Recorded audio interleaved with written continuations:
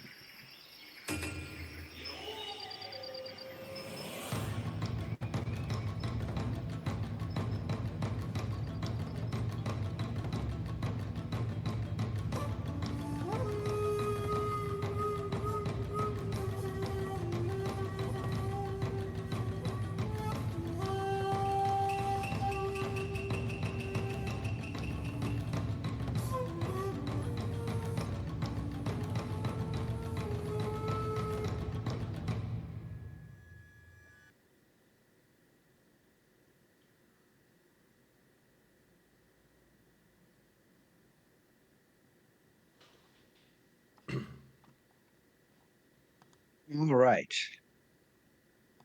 So, welcome to the Coast Watchers demo. I'm Volko Ruhnke. I have been designing mostly for GMT Games of California for about a quarter century now. And I have done a number of individual games and I've created some. Oh dear, I'm getting some sound here. Let's get rid of that. Oh, Almoravid. How I don't know if that sound came through, but that was another teaser video for Levian campaign series Almoravid. Levian campaign series about medieval warfare that I created. It has a lot of Spanish creative involvement, including the designer of Volume 4, Plantagenet, Paco Gradija of Barcelona. And I'm very proud of that. Also, a little less known, there's an upcoming book called Euro Wargames, and I will have a chapter in that book about Spanish wargaming. So I hope you'll get a chance to check that out next year, Euro Wargames. My hope with Coast Watchers is to start a new game series that is will be called the Recon series, focused on information and intelligence and counterintelligence and reconnaissance, of course, in military affairs. So Coast Watchers began as an attempt to take some mechanics in a little game I have with Fort Circle Games called Hunt for Blackbeard, a manhunting game, and apply that to field intelligence in wartime. So that's Coast Watchers. And I am seeing that the chat. Jose, can I go ahead and address questions now? Yes, let's Or see. At the moment, it's yeah, I can read it, and I'm happy to perfect. take questions as they come. Okay, okay, perfect. So yeah, the question is, did you introduce any new feature in this game? Did you innovate fog of war concept? So yes. So the main, as you'll see, the main kind of new way to use blocks. So block war games are just, as old as we are. But usually block war games, each block is some kind of unit and you see it move across the map. Maybe it's a dummy, maybe it's strong, maybe it's weak, but you see where the blocks are moving. Coast Watchers uses blocks, um, but the blocks are really a location, in this case, a station, and it's information about that location, and the blocks only change out. And so you get the Japanese get in the beginning no information about what each station is. It might be nothing, it might be guerrillas, it might be a coast watcher, it might be refugees. And just a little twist is to keep it secret. When you change out blocks, you just ask your opponent to look away or close their eyes, so they don't even see where you're moving anything, right? So that's kind of the fundamental mechanic for Fog of War that's in Hunt for Blackbeard. It's in Coast Watchers, and I intend that to be in every Recon series game. And the next question is, did we find a solution for solitaire? Yes, we have two different solitaire systems. One, you play as the allied player and the game runs the Japanese. One, you can play as the Japanese and the game runs the allies. And it's no time to go into all that right here, but you can play all the main scenarios, 13 different situations in Coast Watchers. You can solitaire two different ways as either side. So we have, and those are co-designed with developer Todd Quinn, an Australian wargamer, and I'm very proud of them. So yes, we do have solitaire play that takes in all the kind of the main or almost all the main features of the two-player game. Awesome. Are there similarities and differences between Hunt for Blackbeard and Coast Watchers? Hi, Daniel. Good to see you. Yes, that what I said about how blocks are used and secretly when your opponent is not watching the board, secretly switching blocks in and out rather than moving them around. That is in Hunt for Blackbeard and Coast Watchers and will be in other games. Other than that, Coast Watchers is mostly new to handle a very different situation because Hunt for Blackbeard was about manhunting, and there's really like one target moving around. Coast Watchers, the Allies are running a whole network, and the Japanese are searching here and there. So that required a lot of new mechanics that I will show you. Does Solitaire maintain the same level of hidden information? Not quite, because it's not possible, because the player has to some degree, operate the hidden bits. So there are some compromises where you know a little bit more, but then the game run opponent gets a little bit of advantage as if they also know a little more of what you have. So it's not exactly the same. It couldn't be, but hidden information and finding out what is where is still at the center of playing the game, even solitaire. So could this series is focused on intelligence operations? Yes, it is. Could it work in different chapters of history? For example, some kind of spy game during the Cold War? Absolutely. My sense is that using blocks in this way, plus how this, I'll show you. I use cup chit pull as a more subtle way of very differentiated, random resolution when the enemy is in contact with you, right? That battle uncertainty instead of dice. I think we could better simulate intelligence and reconnaissance aspects of any military political situation where discovering what your enemy has and doing so secretly. So I know this about you, and you don't know I know this. These issues of intelligence information advantage, that's in many different military historical areas, naval operations, Napoleonic cavalry, of course, Cold War, espionage, many things. So that's why I think there's a potential here for a series. Volume 1 of the series will be the Coast Watchers. Hunt for Blackbeard is a little bit different, so it's sort of off to the side. It's like Labyrinth and Coin series are related, but Labyrinth is kind of proto. Hunt for Blackbeard is maybe proto Recon series.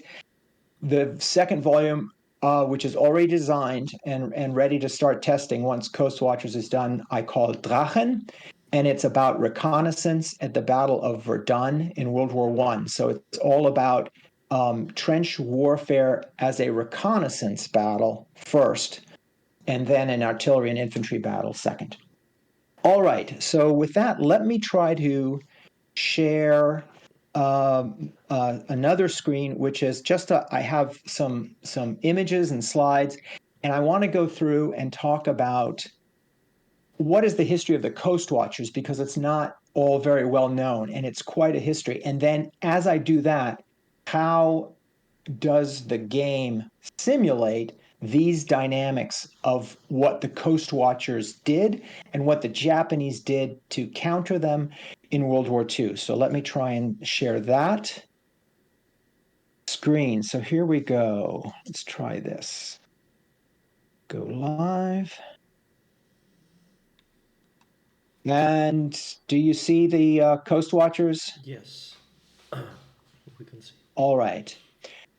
Okay, good. So I'm going to go through this history. It's going to cover if things in the video, if you were here already and watched the video or some of it, and it went by fast, don't worry. We're going to cover everything again. So you'll see some familiar things here. So the Coast Watchers. The Coast Watchers are extremely important to the outcome of World War II in the Pacific. The view is that the Coast Watchers sort of individually, there were small numbers of them, as I'll talk about, but individually were a key ingredient in the Allied victory over the Japanese in the South Pacific. And yet, at least in American popular culture and in war games, they typically only have a cameo appearance. That is, they're just a minor character in the story. So on the left here, this is a 1960s Hollywood movie, and it's showing, it's depicting Coast Watcher Reg Evans rescuing and his scouts in canoes rescuing PT boat captain, U.S. PT boat captain, and future President John F. Kennedy. So this is a true exploit of the Coast Watchers. In the movie, of course, it's all about John F. Kennedy, and there's the Coast Watchers get a minor appearance. In the middle, this is the only movie I know about that's focused on Coast Watchers, but it's not a true story. It's a romantic comedy called Father Goose with Cary Grant. There's some coast watching in it, but it's rather fanciful, if you will. And then on the right, this is the same principle in war games. This is a card. It's sort of an event card. It's one event in the Pacific War. Fair enough. This is from Mark Herman's very well known Empire of the Rising Sun. So plenty of room for a game focused just on these guys. So what were the Coast Watchers? So in the period between World War I and World War II, the Australians, largely to save money, recruited a lot of civilians and civilian government officials, but also missionaries and planters and whoever, and created a sort of a fence along the north of their country. So here we see the South Pacific, and each of these little triangles that you see were coast watching stations where they would recruit somebody, they'd train them a little bit, they'd give them a radio, and they'd say, if you see any strange ships or planes, get on the radio and tell us. And it was sort of a warning system in place. But then what happened was when the war came and the Japanese moved in beginning in January 1942, a lot of these people ended up either voluntarily or involuntarily, mostly voluntarily, staying, and they became spies behind enemy lines, which of course, because they're not just a warning mechanism. That wasn't the original idea, but that is what happened once the Japanese invaded. And then as the campaign in this region, the South Pacific, went back and forth with the Japanese trying to finally capture Port Moresby and build a base in the Solomon Islands in Guadalcanal to dominate the region and Australia. And then the Allies, as you see here, counterattacking and, for example, slowly moving up the Solomon Islands during 1943. During all this fighting back and forth, the Coast Watchers are behind enemy lines from their stations with their radios, transmitting information on the Japanese forces that was critical to the Allied war effort. And so in the game, we want to be able to represent these changing front lines. First, the Japanese come in, Coast Watchers end up more and more behind enemy lines. Then the Allies push back, and the Japanese bases become Allied bases. We want to represent all of that on our game board. And so what the game board does is there are 32 spaces that hold blocks at named spaces, and these 32 spaces are all historical stations. They're not all the coast watching stations that existed, but they're enough to show us this network of intelligence stations across the region. So they each hold one block, and they show possession by either the Allies as the White Star, or we can show Japanese possession. This is important for where are the Coast Watchers behind enemy lines, and they can actually spy on the Japanese. And as the Japanese expand their presence, we can scenario by scenario, situation by situation, it's called, we can show with different markers what the extent of the Japanese occupation is. Now we have a lot of information, a lot of detailed information about all of these activities by the Coast Watchers. There are several books. The commanding officer of the Coast Watchers, Eric Feld, suffered a serious heart attack during the war. He was taken away from command by that health issue, and he started his memoir. So we have a very detailed book from the man who ran the whole operation about what's going on. We know lots and lots of information, especially from the Allied side, about what's going on. And so in the game, we can represent some of these key individuals, with playing cards and give a lot of personality to the Coast Watchers. On the Japanese side, as the numbers there show, we're talking about a small number of Coast Watchers. 56 of them, Australians and Islanders who were Coast Watchers, not just auxiliaries, were taken. And the typical result, if you were captured by the Japanese, you were executed as a spy. So the Japanese absolutely had a forceful effort to deal with the Coast Watchers. They knew the Coast Watchers existed. They sometimes knew a lot about them, even their names, or their station radio identifications. So we have a big Japanese effort to go after them that we're going to portray in the game. And so here's again a playtest version of the board.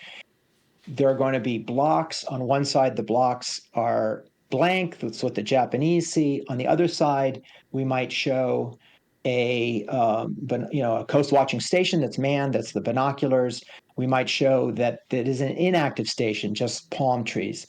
And then we're going to have spread around Japanese army and police patrols that are searching for these coast watchers. And then that was a 2D rendering, but when we look at it on the table or in Tabletop Simulator, of course, the blocks will be standing up facing the allied player who sits in the south. So you see the allied player here can see that he's got some coast watchers, he's got some inactive stations. And then some of these blocks are laid face up so that the Japanese player, these are revealed blocks, and this represents the Japanese are kind of on the trail. They not only know the coast watchers there, but they're chasing them. And those reveal blocks are going to be more vulnerable to being captured by the Japanese. And the reveal blocks, these coast watchers on the run, of course, are not going to be able to do any missions because they're running away from the Japanese. And I'll talk a little bit more about that in a moment. Okay, so let's look a little bit at how did this coast watching work? What was going on the ground? What you see here is these are historical photographs of what would have been a typical station observation post. This is in New Guinea. These are, I think, technically Australian Army Scouts rather than Coast Watchers, but it's very much the same kind of activity. And you can see from behind, we've got sort of a tree platform. Nearby would be a teleradio, show that. And they're looking down on, in this case, Salamoa, Japanese base on the coast from the highlands. They're looking down and observing, close enough to see, but enough distance to try to stay safe. So this would be what a station would be looking at from a particular hideout. And this is their main weapon, if you will, their main tool. This was called a teleradio. It's quite large. It is. It takes. It's relocatable rather than mobile, and that's going to be really important. But these are what they're using to communicate and their intelligence reports. This happens to be a bunker at a headquarters for the Coast Watchers with the U.S. Marines at Guadalcanal. So they're receiving coast watching reports and passing them right to the U.S. military in this case. Out at a station that's behind Japanese lines, it would look more like this. If they were in a situation where they're settled enough, they had a hideout that the Japanese were didn't know about or weren't approaching, they would be on their radio like this, transmitting their reports. Very often, it would be less settled than that. They'd have to be a little bit more on the move, and it would look a little bit more like this, the teleradio. So here is how they moved. So it takes several men to carry just one radio. And then, of course, on top of that, you have other supplies, food, ammunition, weapons, trade goods for locals. And so right away, you see that the radio is critical, but also critical that you have local people on your side. So when you see this, this is what it looks like when the Coast Watcher is revealed and trying to get away from the Japanese. This is military mobility in this theater. It is not principally trucks. But once you're in the inland, of course, there's the water, there's ships. But tactically, once you're on a coastline or an island, this is how you get around. This is how you move your stuff. This is how you escape the Japanese, or how you chase coast watchers if you are the Japanese.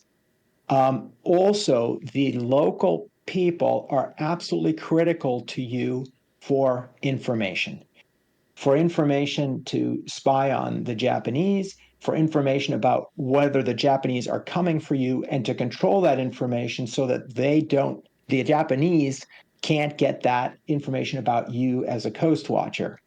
So most coast watching teams, if you will, really looked like this. That is to say, both Westerners and Melanesians, New Guinea islanders, and so on. And as you can see from this, also, it means firepower for the ability to resist, capture, or even go on the attack. If you have these guys on your side, you will be effective as a coast watcher.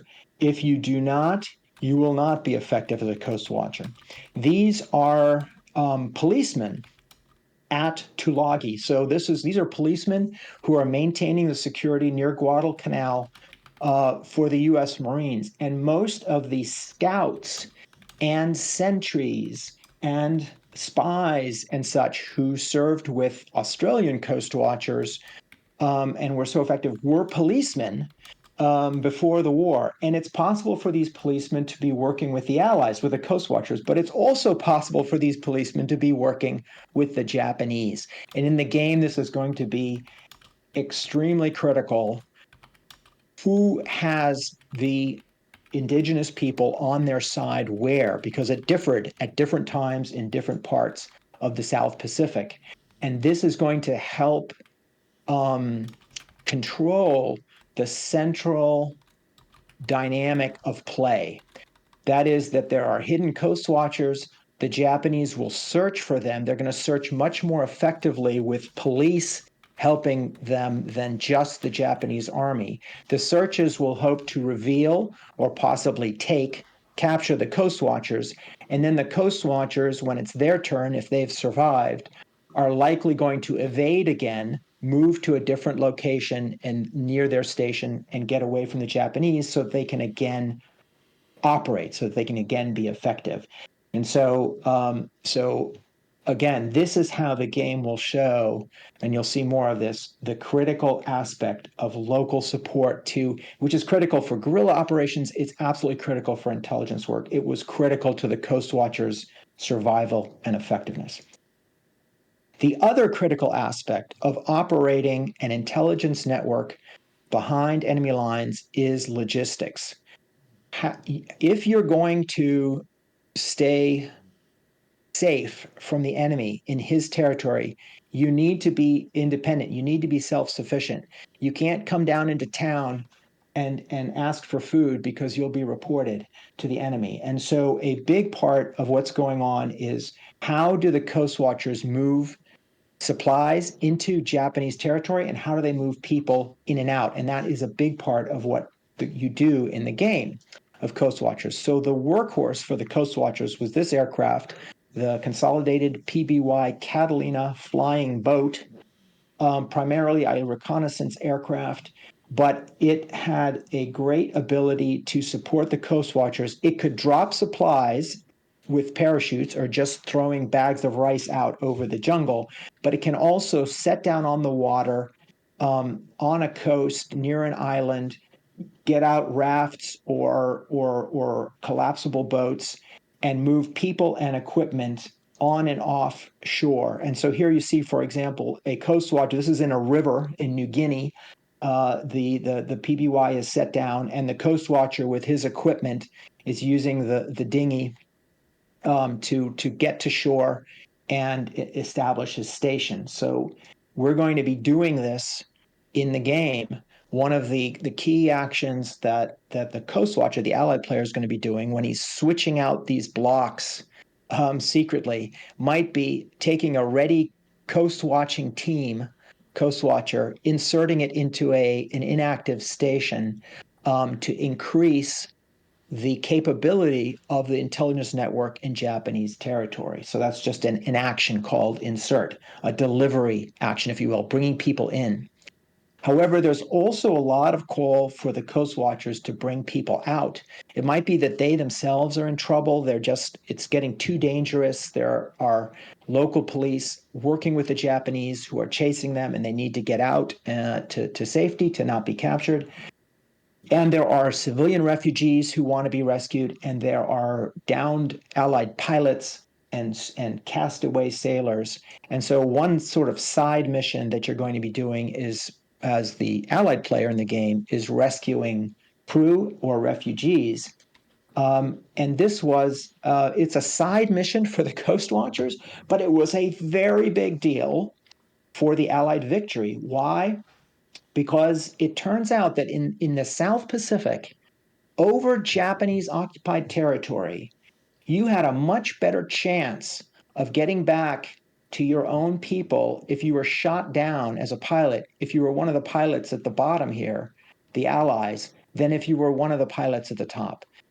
A Japanese pilot shot down over Japanese held South Pacific would be more likely to be picked up by the Coast Watchers scouts than rescued by their own people. And that meant in all the attrition that the Japanese suffered in the South Pacific campaign, the Allies weren't losing their pilots as much. The Japanese lost their best pilots, and that left them much weaker after 1943 for the rest of the war.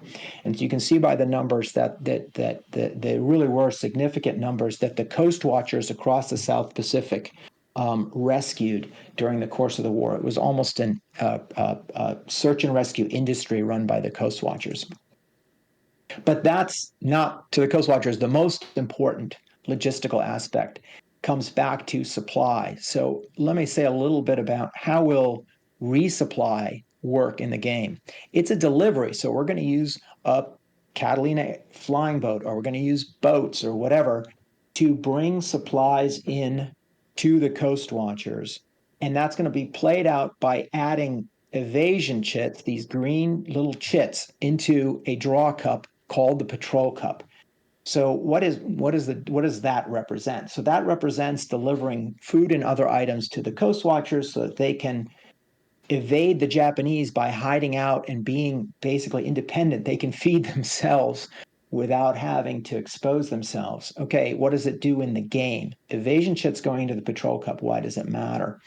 So when the Japanese player tries to reveal and capture the Coast Watchers to remove them from the intelligence network and to score points for capturing enemy spies, those searches are resolved by drawing chits from a cup. And there are two flavors of chits. There are the Japanese patrol chits that the Japanese want to be successful in their search, and there are evasion chits that the Allied player wants to have drawn to stay hidden. And so the more evasion chits that your resupply puts into the Patrol Cup, the better chance you have of not getting found by the Japanese search. So this is the kind of the key back and forth dynamic in play that I mentioned. The Japanese search is going to depend on, is it army searching or is it police searching? Police searching means they have those indigenous local people, Melanesian policemen, helping the Japanese who, they know the territory, they know the islands, they know where the Coast Watchers are. If they are helping the Japanese, then the Japanese are going to be much more effective searching. So if you have police as the Japanese player, you're going to draw 3 chits in search of these patrol chits that you want to draw. If you only have army, you don't have as many. So that's one question. Who has the support? Do the Japanese have police? And then the second question is, how many of these different chits, the green for the Allies or the yellow for the Japanese, are in the cup to determine the result? And this is the central, struggle that you're going to be. The Japanese are going to want to be having the best possible searches, and the Allied player is going to want these searches to be ineffective so the Coast Watchers can do their job and stay safe. And how do we then resolve all these deliveries, the resupply deliveries, the insertion of new Coast Watchers, or the rescue of crew or refugees? The Coast Watchers have a range of delivery assets represented by cards, and you'll notice each of these cards of these different delivery assets has a different combination of markers on it, sighting markers and nothing markers. So again, there's two flavors of markers. These are for a second cup called the delivery cup. So each of these different assets has different kind of delivery capabilities, ranges, and also puts a different number of markers into a cup. And then the Japanese, of course, who are trying to look for these airplanes and boats that are delivering to the Coast Watchers, they have air and sea patrol assets, or they might not, depends on what assets they have supporting their countermeasures, that are going to remove the Allied chits from the cup and make it more likely that the Japanese chits, the red ones, get picked. So that affects then how we set up the delivery cup. We might have Japanese float planes are going to remove one of the green chits. The PT squadrons doing the delivery have 2 red, 8 green, minus the 1 for the float planes is going to be 7. So the float planes are, every time you use your PT squadrons, the float planes will make it less likely that the Allies get away with it without being spotted. So I'll walk through that on Tabletop Simulator. But we have a kind of a separate struggle here over how well the Coast Watchers, how safely the Coast Watchers are able to deliver in Japanese territory. Okay, and the Japanese, of course, are going to be readying more patrols with using up their actions to ready more patrols to search for Coast Watchers. They might deploy these patrols to the map to widen the area they're allowed to search. You have to have an army or police patrol at a station's location to search there, or they might be taking those same ready patrol chits and putting them into the patrol cup to make their searches more effective. They're basically searching more densely and more actively wherever the markers already are on the map. Other Japanese actions are going to be to augment the capabilities that they have to defeat the Coast Watchers. So the Japanese player, unlike the Allied player who represents just the Coast Watchers, the Japanese player actually represents the Japanese military writ large.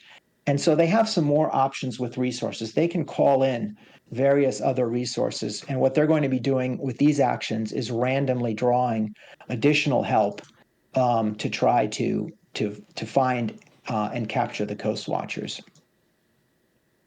All right, so all of that, though, just has to do with the Coast Watchers staying alive. What about their actual mission? Why are they there? They're there to spy on the Japanese. They're there to observe. So going back to these observation posts overlooking Japanese military facilities, bases, and Japanese sites, what are they looking at? Well, they're spying on, they're going to look at something like this. They're looking at, well, what warships are in the harbor today? And they're going to report that back. Or if the Japanese are building a new base, building a new airfield, the Coast Watchers are going to often be the first and then most detailed reporting on what the Japanese are doing. This was true on Guadalcanal, where the Japanese were building an airfield on Lunga Plain on the island of Guadalcanal. And those details from the Coast Watchers, backed up by aerial reconnaissance, by air photography, were what determined where and when the United States would counterattack in the Solomon Islands. And we get the big battle for Guadalcanal beginning in August 1942. Well, that action by the U.S. Marines, that invasion by the U.S. Navy and the U.S. Marines was based principally on reporting from the Coast Watchers who are watching the Japanese and infiltrating Japanese construction with spies. So we want to give the Coast Watchers in the game something to spy on. They need some information. So what is the Japanese hidden information? The Japanese are going to receive a series of secret missions, of hidden mission cards like these, and each of them is going to call or offer victory points to the Japanese player for putting out certain military buildups. These might be troops, they might be construction, they might be aircraft, they might be warships. And those markers are on the back side, face down, of these control markers. So you see here all these Japanese rising sun markers. These are Japanese bases and sites. They show Japanese occupation. But on the backside will be these buildups. Backside, because they're hidden, the Japanese player, just like the Allied player is switching out Coast Watcher station blocks, the Japanese player is switching out while the Allied player looks away these little markers, fewer in number. So we can get away with just markers, not blocks.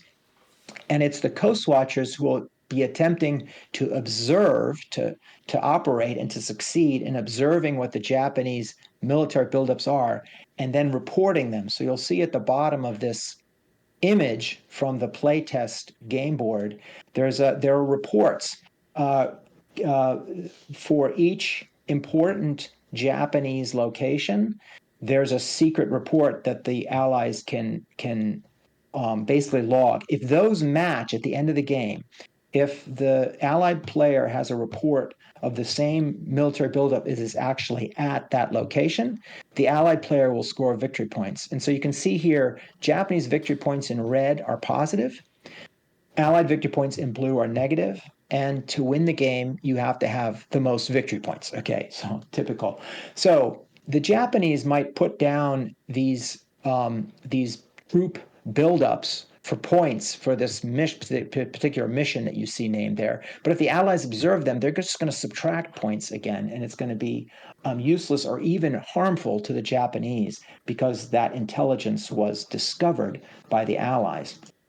That's the main thing that the Allied player is trying to do ultimately, is effectively spy on the Japanese with Coast Watchers. But then we have a number of additional secret mission cards that give some bonuses for certain things, like beach recon is reports when you're in a place where the Allies might next invade, and the Coast Watchers are saying, yes, it's clear of enemy troops. No, there's fortifications. Watch out. So we have Allied mission cards. And then we have other assets like the delivery assets I showed you, but that are helpful to these various Allied missions, especially observing, that is to say, spying on the Japanese. So here's a rub. If, as the Allied player, if as a coast watcher, you have to get close enough to a concentration of enemy forces to see them, to observe them, you're exposing yourself. You might also be seen by the enemy. And so every time the coast watchers in the game try to observe, the Japanese get a free patrol pup draw. And if it goes well for the Allies, they draw evasion chits. Then the observation will be successful. If it's really successful secretly, that is, the Japanese won't even know where the Coast Watchers have spied on them successfully. However, if it goes in the other direction, not only can it be unsuccessful, but you can actually be taken as a Coast Watcher just by yourself trying to do your mission. So again, this question of how effective are the Japanese searches in there, because with police or not, how many chits are in the patrol cup is going to be key to the Allies achieving their mission or not as well. Okay, and then we have actually two different flavors of Japanese missions. We have operations on the left, the air raids, and local missions. What's shown here is reinforcement that require different kinds of buildups. So these buildups might end up all over the map. However, fortunately for the Japanese player, if you know or suspect that the Coast Watchers have reported your buildup, you are not committed to it. You don't have to use any missions. You don't have to launch your air raid. In fact, you can pull out your buildups secretly, and now those reports are not going to be worth any points because they are not up to date. Intelligence has to be accurate and up to date to be useful. And so you get into, between the players, some possibilities for deception about where are the Japanese doing things militarily, and what do the Coast Watchers know? And in fact, there's even a literal deception mission card that the Japanese might have that actually gives them a lot of flexibility, because they can deploy forces like aircraft. And if they end up not using them for a mission, even if the Coast Watchers have gone to a lot of trouble and succeeded in reporting them, they're not going to be worth any points, because those airplanes are only there to mislead the Allies anyway. Okay, I mentioned operations, and um, and we're going to start talking about that soon. What you see here is just every situation has this kind of graphic depiction of all the possible missions and the military buildups that go with them in each scenario. And this is here mainly so the Allied player can have a look at this and see where is it that you should be trying to spy. What are you looking for? If you find something somewhere, what does it mean? And this is mainly just indicating different aircraft and ships that the Japanese might deploy, and on which turns 1, 2, 3, 4, 5. Well, it's never 1, 2, 3, or possibly later, that the Japanese might launch an operation which ends the game. So there's a guide in here for kind of some strategic information that you have as allies to look for, that's guiding you in terms of what specific reporting are you going after. So in this case, this is Situation E, Watchtower, August 1942. This is the moment at which the U.S. Marines have landed on Guadalcanal and the Japanese have to respond. And also available is exactly what combinations of Japanese mission cards are possible. So in this case, the Japanese will always draw, in this particular situation, this scenario, will always draw torpedo attack and night engagement, because they want to respond to the Americans. And then out of the other 6 cards shown, they'll get 2 at random, and the Allied player will not know which it is, giving some opportunity for deception. So let's talk about this moment of Watchtower, this when the campaign in the South Pacific changed, because U.S. forces had arrived in strength and taken away a Japanese airfield on Guadalcanal after getting that warning from the Coast Watchers. This is what ensued, the great battles for Guadalcanal Island. You see in black that in August, the U.S. Marines have landed on Tulagi, an established base in the north, and at Lunga Point on the Lunga Plain, where the Japanese had been building their airfield and seized the airfield. And now in red, the Japanese are going to be making massive efforts to suppress the American forces, to reinforce Guadalcanal and take that airfield back. So this is a well-known pivotal battle in the South Pacific for Guadalcanal. So in that moment, the first thing that the Japanese are going to do is send a lot of these guys after the Americans. These are Japanese bombers, and especially in this context, torpedo bombers, which just the previous December, as one example of how effective this weapon was for the Japanese at this time, 1941, 1942, had destroyed the main British naval presence in the Far East, Force Z, Prince of Wales battleship, and Repulse battle cruiser, escorted by several destroyers. The Japanese torpedo bombers had just and vertical bombers just devastated this British force, and these were this was the British Navy is a great navy, and these are full up giant warships defending themselves, and they seem to be almost completely helpless against these Japanese torpedo bombers. Well, now in Guadalcanal, August 1942, this is the target for these guys. It's not even just warships and battleships. It's these fat transport ships, these cargo ships that the Americans are using to unload the Marines onto the beach. Highly vulnerable. And so the Japanese right away on August 7th are going to send these bombers after the American landing ships at Guadalcanal. And these are elite air crews. They're going to come screaming in right over the deck.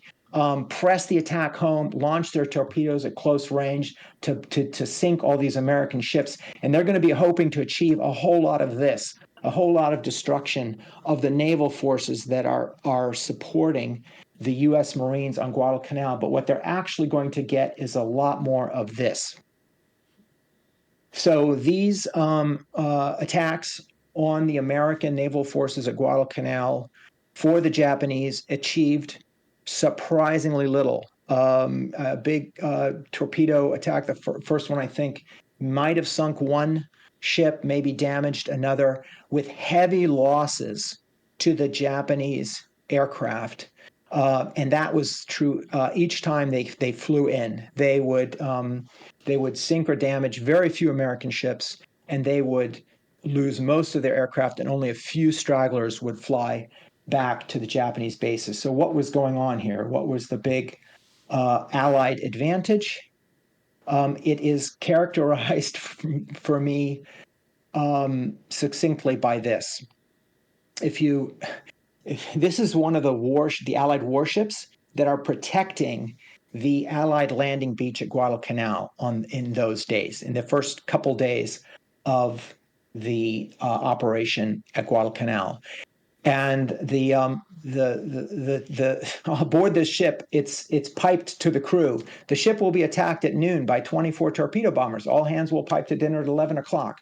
In other words, that morning, they know that 24 torpedo bombers from the enemy are going to be attacking, and they know when, at noon. How do they know that? Well, of course, the answer is they know that from the coast watchers. They know that because of this map. So it's a little bit hard to see, but what you're looking at is the direct and easy to navigate flight routes from the main Japanese bases in the South Pacific, Kavieng and Rabaul, going past coast watchers, and you'll see there in the middle on Bougainville Island, Reed and Mason. That's Jack Reed and Paul Mason. And they're on their way, these bombers are on their way to Lunga Point at Guadalcanal. They're flying right over the heads of the coast watchers. And I think it's a little easier to see on this map. And this adds the fact that a very similar situation geographically is true for all the naval efforts to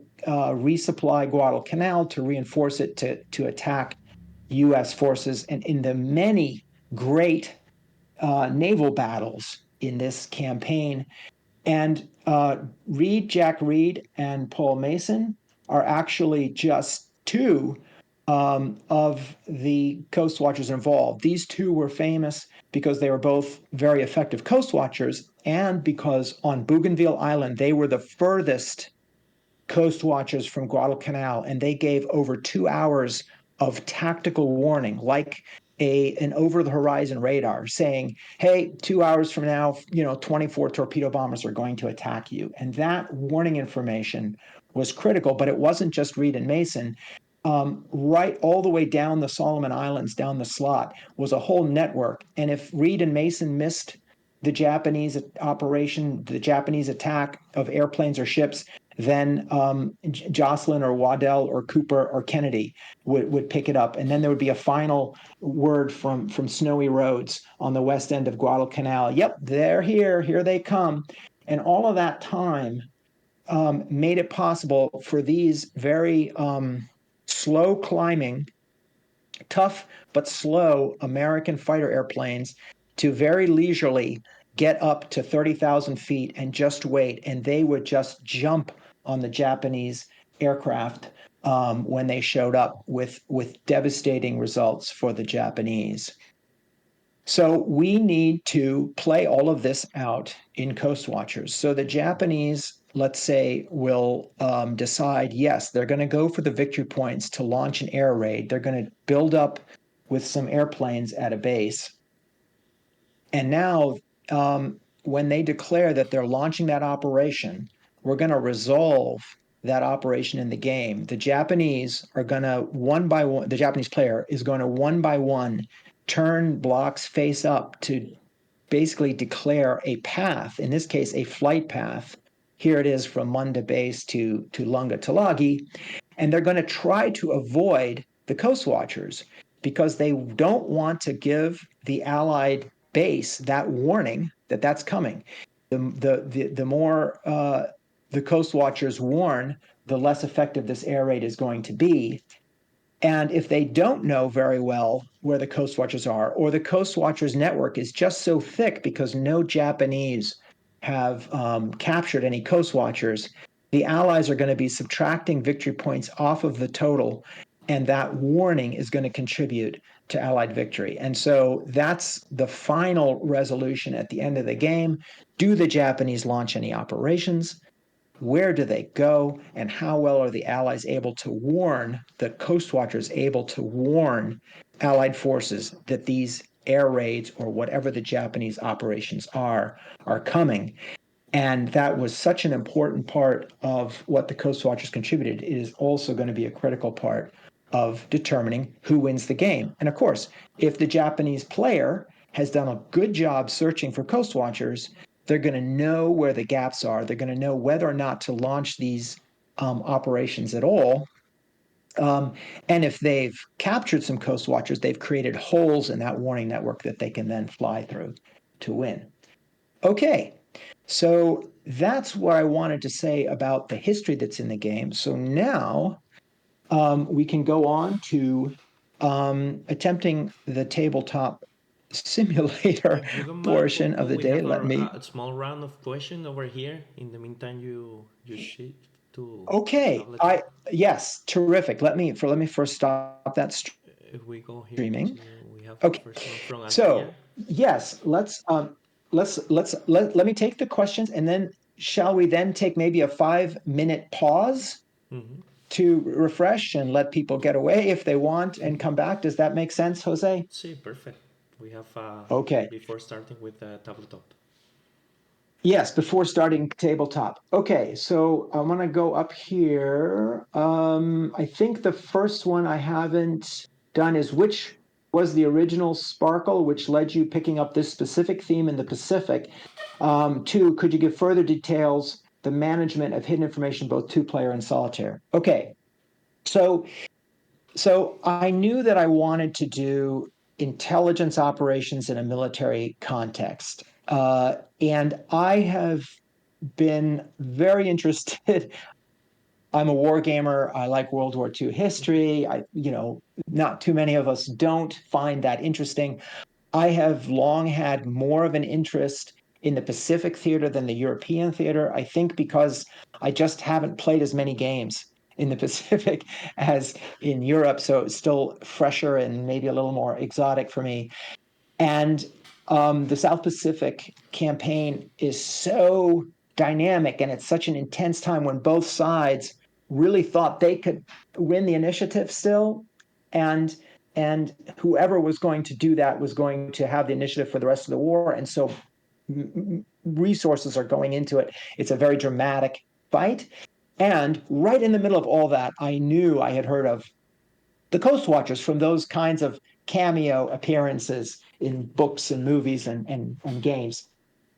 And so I thought the Coast Watchers is probably a good story of field intelligence operations in a military context. And as soon as I looked into it, there's so much information about them that I thought, oh yes, this has all the elements that I want to show. And there's no game that showed how this works, the actual dynamics of coast watching. So it seemed like a perfect topic. Now, I think I've talked about how, and I'll talk about more with Tabletop Simulator, how hidden information is handled for two players. When you're playing solitaire, the key hidden information is you have your game run opponent has face down cards possibly that you don't know, like the Japanese missions are not going to be revealed at the beginning if you're playing as the allies. If you're playing as the allies, the Japanese have a semi-random distribution of buildups that you don't know until you spy or until they launch their operations what's where, that the Japanese are putting their buildups down. So that is, it's done, semi-intelligently, but also with some forgiveness if they get the wrong kind. But basically, where do they have something and where do they have of what type, and where do they have nothing? You don't know as a Coast Watcher until you go observe it to see what's possible and what they might score.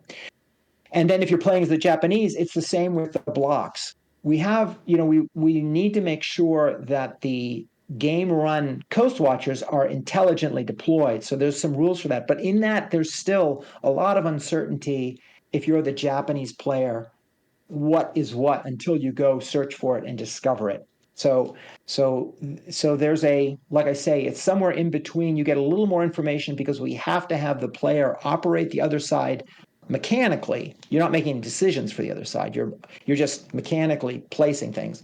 But it's possible to randomly place things that are still hidden. So there's still a lot of hidden information.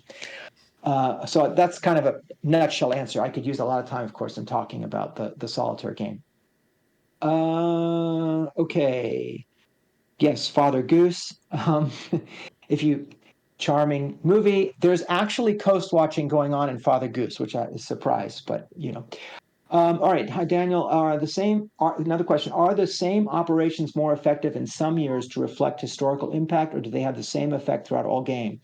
Yes. So the cards, both the missions, so each side has mission cards, its own mission cards, and each side has its own asset cards of how they're doing things. And the cards that you might see appear are different over the course of time. So a part of what makes, early 1942 in Coast Watchers look different from late 1943 is what's on the map. Where are the Japanese? Where are the bases? Where are the allies? How many coast watchers do they have? How many guerrillas? Where are they? All those things change. But also, as you'll see when we play, what missions you might get and what points those missions are worth and how you have to get them are different. And what assets you might have and you might not have. And in the beginning, as you can imagine, the Japanese have more assets. In the end, the Japanese don't have many assets, and the Allies have a lot of assets, right? Because this was the turning point in the war in 1942 to 1943. So we do use operations changing, the cards changing, to show how effective let's say the Japanese are, and also what exactly they might be doing, and then how far do they have to fly to reach and so forth. Everything it's just very dynamic, and that's why we have room for 15 different situations in Coast Watchers, and that doesn't count campaigns that you can do 3 together in a linked way. There's 4 campaigns of 3 situations each, and that doesn't count the fact that you can also play 13 of those 15 situations, the main ones, as solitaire as either the Allies or solitaire as the Japanese. So there's a lot of stuff to test, but a lot of stuff to play in the box, I think. Does the game in any way reflect the U.S. Marine Corps' use of Navajo code talkers? No, directly, except the Japanese. So the code talkers are being, as pointed out, are being used by the U.S. military. The communications that you have in the game are really the Australian run Coast Watchers. So the Coast Watchers are not using code talkers like that. They are using codes. They're relatively simple codes that the Coast Watch, because the Coast Watchers are on their own. They don't have a whole, they have a signalman typically, but there's not a huge amount of training. They're trained to use in fairly basic codes. And what you have in the game is eavesdropping. The Japanese might have an asset called eavesdropping that lets them look at blocks. And it's more, where are the Coast Watchers active rather than exactly what are they reporting. But if the Coast Watchers are revealed when they try to do an operation, when they do something, then the Japanese player is going to get to know what that was. So that in some respects represents the Japanese listening in. The Japanese also were using direction finding, and that's so you can triangulate and zero in on a signal. But the Navajo code talkers are not going to be a part of that. Where that's sort of indirectly represented is there isn't so the Allies have a code breaking asset where it might be that you get to see all the Japanese missions because U.S. cryptanalysts in Hawaii have broken a Japanese code, and that information is then used without telling the Coast Watchers that it was code breaking. That information was used to guide where the Coast Watchers might spy. So that's on the Allied side. There's no card like that on the Japanese side. There's no way that the Japanese get to see what the Allied missions are unless the Allied player shows. So in an indirect way, that shows that the Japanese were at a disadvantage against the Allies in terms of breaking Allied codes. The Japanese did break some Allied codes, but they were not as effective at breaking Allied military communications as the Allies were against the Japanese. And a part of that was the Navajo code talkers. Okay. For making info worthless, do you remove the base builds? So I think the question is, are you removing buildup at a base to make the information worthless in terms of the Allied observation? And the answer is yes. It remains a base. I mean, a Japanese, in a given a situation that lasts a month or 3 months, a Japanese base is a Japanese base, and we know it's a base.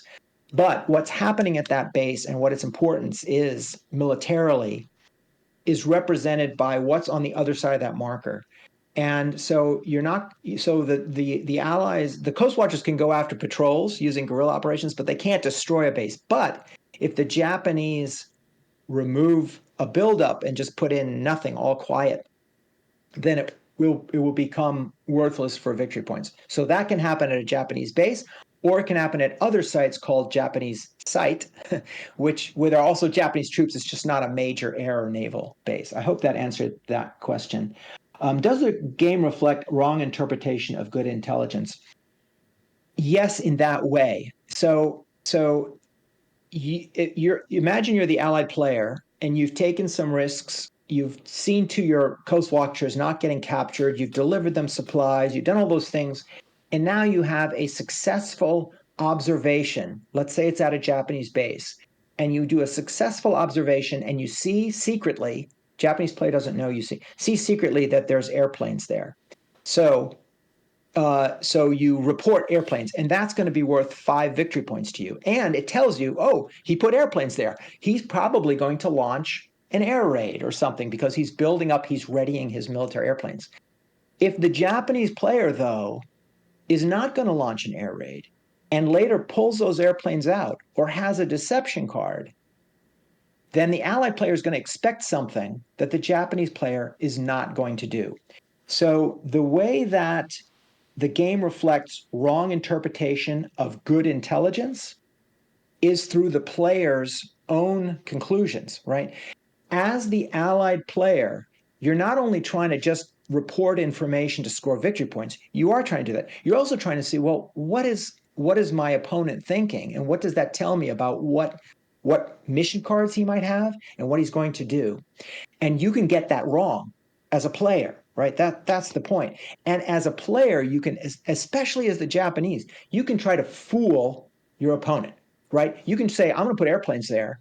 I'm hoping he's going to see them, and I'm just going to pull them out again because, I'm going to try to deceive him, right? You can try, you don't have to do that, but you could as a player. That's the point. And I don't know what else I was going to say, but that kind of covers it. You saw the airplanes there. There were airplanes there. That's good intelligence. How you interpret it is kind of up to you. Okay, so I think, did I make it to the end? I Volko, think so. Can you recommend us a book, the best book you have read for preparing this game? Yes, there are many books. So this is, I think I mentioned Eric Feld, who was the commanding officer. Correct. He's also a card in the game. So this is the best edition of his book, The Coast Watchers, and it is the most detailed and authoritative about who was where from the Allied point of view. So that's a great one. There are three. There are 3 very modern books, sort of told in a modern style. One is Michael Veitch, very recent. The other is Lindsay. They have a lot of the same information, but it's just told in an entertaining way. So that's these 2. And then a really excellent book by Betty Lee. This focuses on Eric Feld, the Coast Watchers commander's life, but it has a lot of great synthesis of what the Coast Watchers did and what it added up to, like the numbers that I showed you for rescues and so forth, I took from Betty Lee.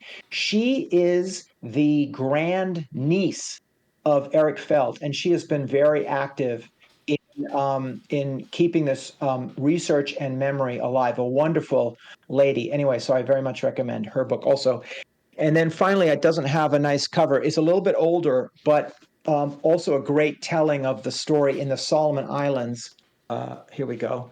It's called Lonely Vigil by Walter Lord. This is written in the 1970s, but it's just Guadalcanal up to Bougainville, just that part, and it has a great, I'd say, the first retelling after Eric Feld of the Coast Watchers there.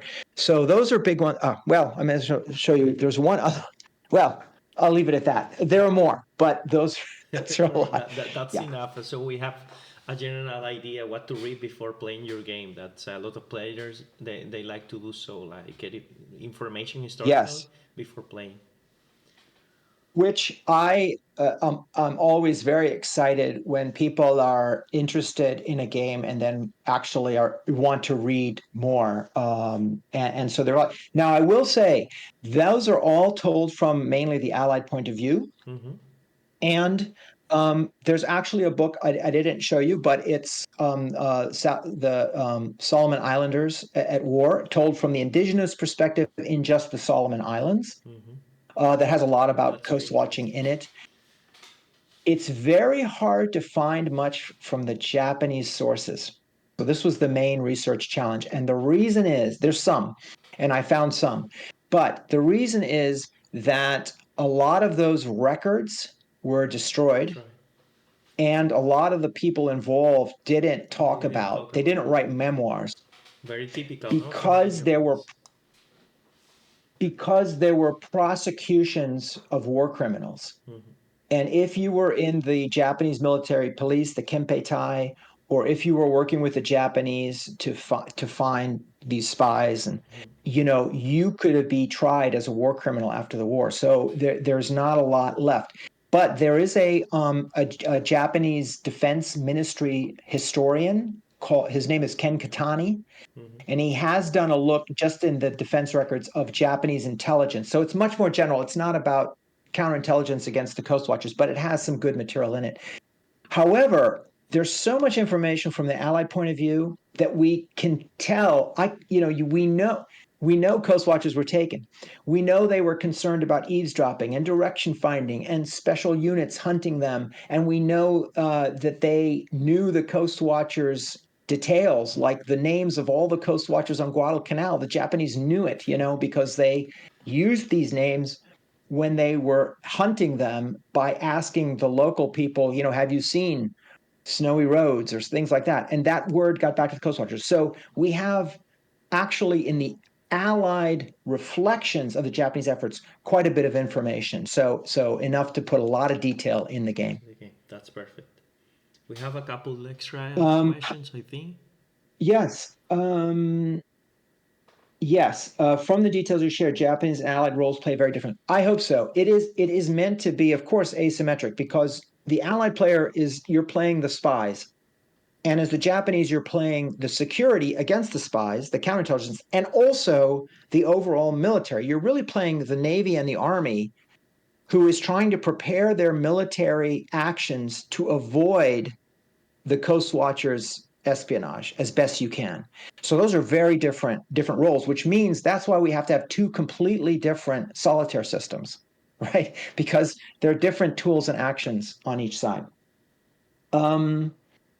Do I know if Coast Watchers have been officially honored anyway? Yes. So the Coast Watchers have been officially honored, mainly by Australia, but also by other allies. There is a monument to them at Madang on the north coast of Papua New Guinea, the New Guinea mainland in Papua New Guinea, Madang. There's a monument there. And there's a new monument that features a Coast Watcher at Honiara, I believe but basically the main city, the capital of Solomon Islands on Guadalcanal, where that airfield was, is now a capital city for Solomon Islands, now a sovereign country. And there's a monument there to Solomon Islanders who fought in World War II with the Allies. And the figures depicted on the monument are coast watchers, I think, like an Australian with 2 or 3 natives as a coast watching unit. So there's that, and then and there are commemorations, and the Australians especially, I think, are more focused naturally on the history of the Coast Watchers specifically, although they were not only Australians.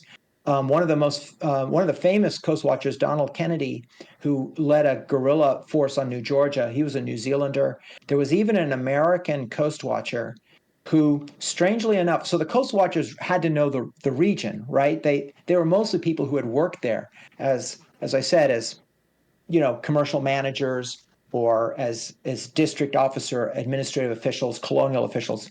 But there was one American who was from Colorado. As far away from any coast as you could be, but he, for whatever reason, he enlisted. He was deemed suitable, and he was a successful coast watcher. Anyway, so there are certainly remembrance, especially of the fallen, of the 56 lost, of whom I think most of those recognized are Australians.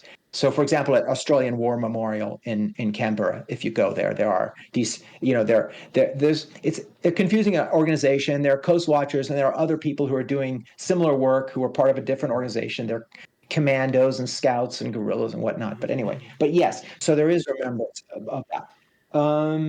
Game length.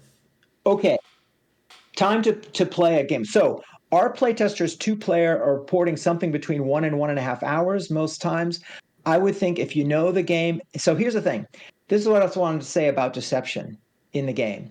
The Japanese player gets to decide whether to launch operations, air or sea attacks. When the Japanese player does that, it ends the game. You play out those missions, you score up the points, and you're done. That might happen on turn 2, or that might happen on turn 5. The Japanese player has that power, you see. And so the Allied player is trying to figure out, how long is this game going to go? What should I risk when? How long do watchers have to survive, right?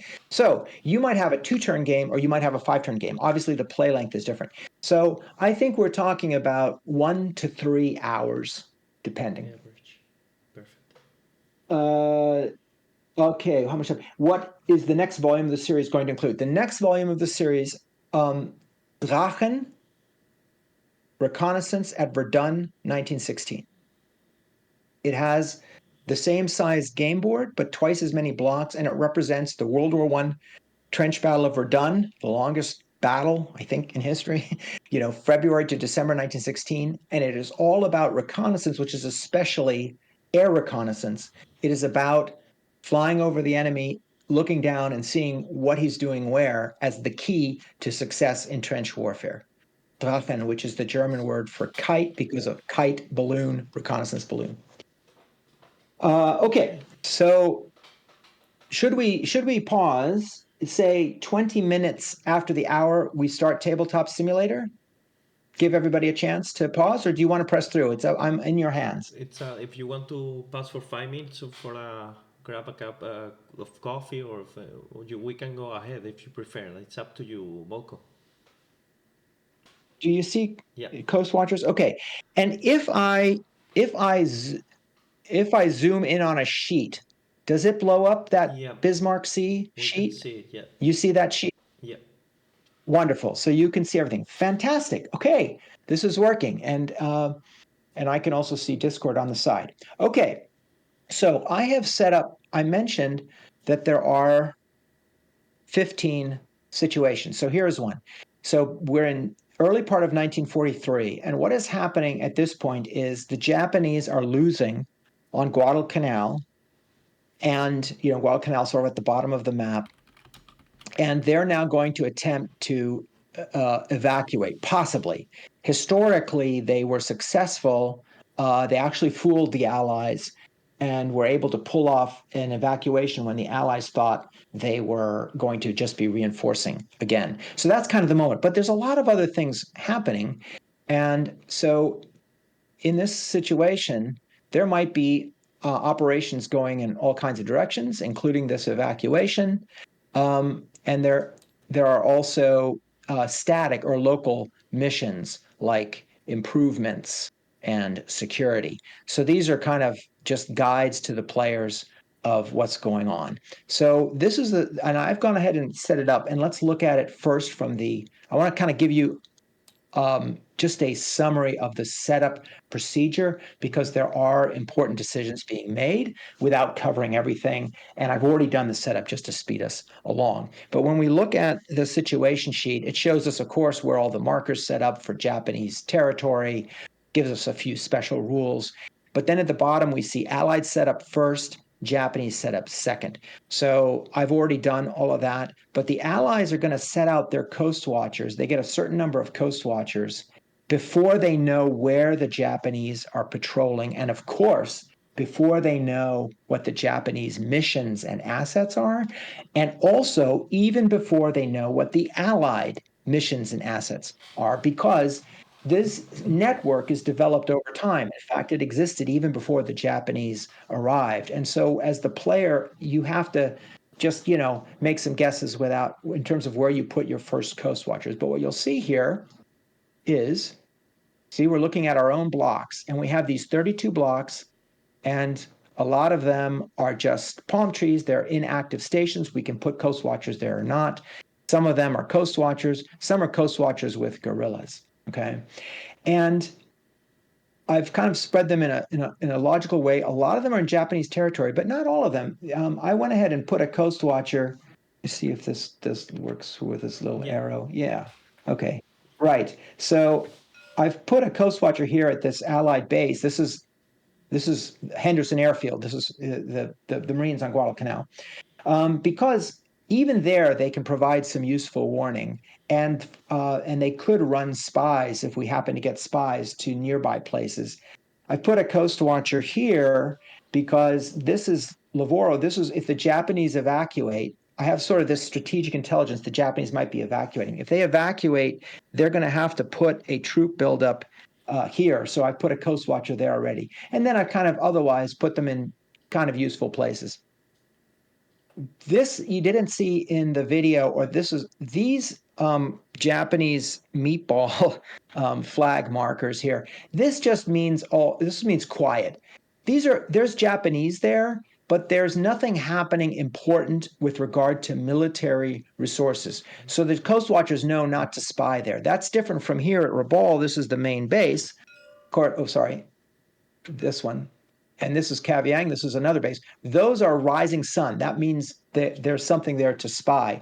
They're well defended by Japanese police, typically, because they're so important. In this case, I decided not to risk any coast watchers there, but I put one nearby just in case I can run some spies into Rabaul, possibly at Cape Orford. Okay, so I've distributed my blocks. The Japanese player, just to remind you, they're seeing this, right? They don't know anything about where I am. They know where we might be from the scenario, but they don't know actually where I am. Okay, so back to me. So then I have some instructions on here and under Allied setup, you see I get a certain number of coast watchers, and then I get some missions, and then I get some assets. And these hard combinations are different in each situation, right? This is a part of what makes the situations different in terms of how powerful are the Allies or how effective.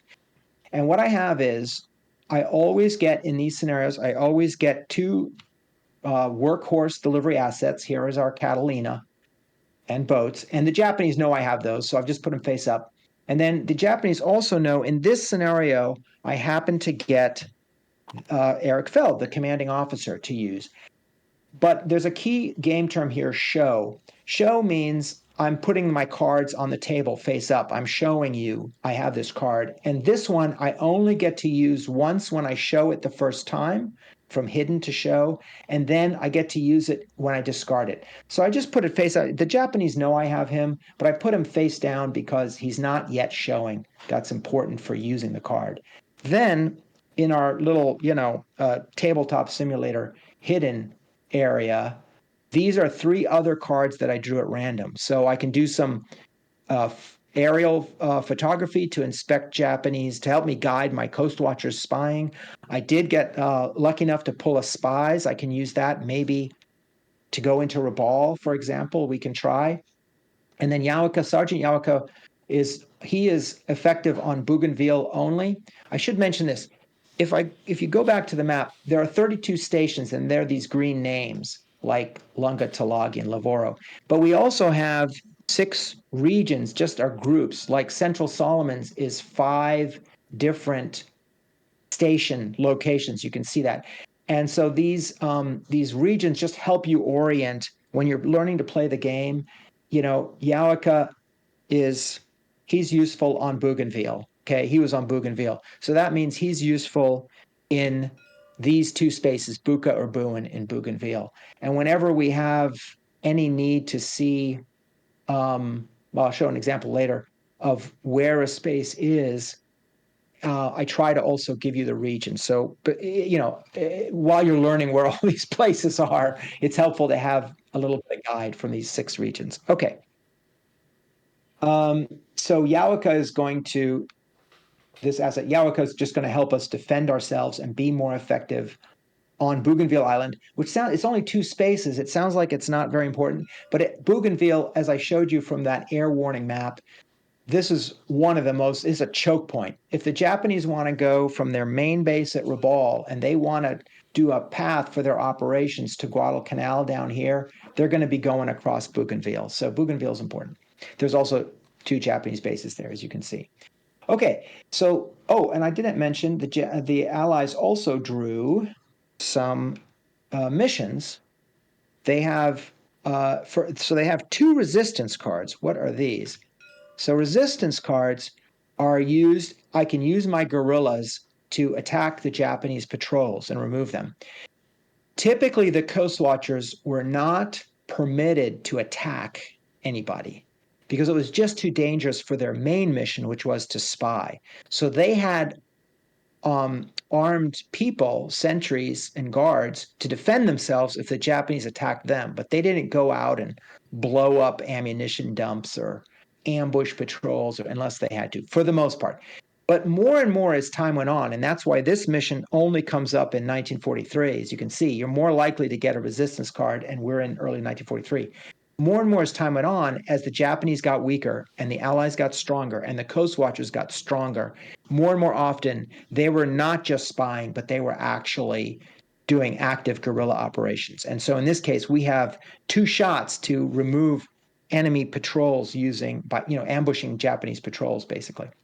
We also get some end of game bonus points just for having Coast Watchers in the right places at the end of the game. So that tells us we're going to want to make more of an effort in this particular game to insert more Coast Watchers.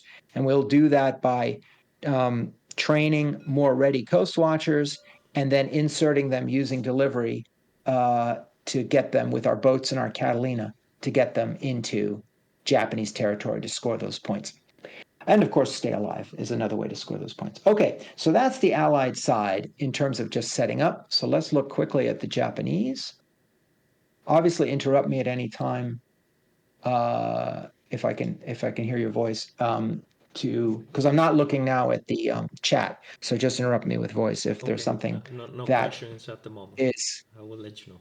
Okay, or something is unclear or is curious or whatever. Okay, so similarly, the Japanese have a setup where they're going to draw certain mission cards that are in a certain combination for just this situation and certain assets, a lot of them random, and then they're going to have certain patrols, and I've gone ahead and set up all that as well. So in this particular operation, as I said, the Japanese pulled a big deception off. So I've gone ahead, the Japanese player has the deception card, and oddly, you might say this is a little bit of, code breaking advantage for the Allies, so it perhaps seems odd, but that's what it would be. The Allied player knows the Japanese player has the deception card. There are many other scenarios in which the Japanese, that's hidden. The Japanese might have drawn deception, they might not. In this case, they have it. They have some flexibility.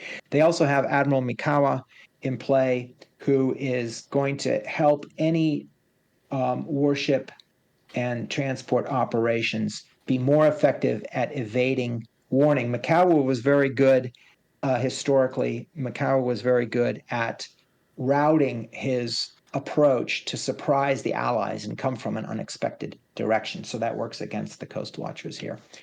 But then the Japanese also have pulled a number of secret cards. They have some raiders, some particularly effective troops at going after the Coast Watchers that they can try to use to capture the Coast Watchers more effectively. The Allied player would not know that, and they have these other missions. So they've just chosen. They get a chance to choose evacuation. They're going to try it. So here's the evacuation mission. It's going to require 2 warships and 1 troops buildup, as shown on the card, and it can be launched on turn 4 or turn 5 only. Right, so it have to go late in the game.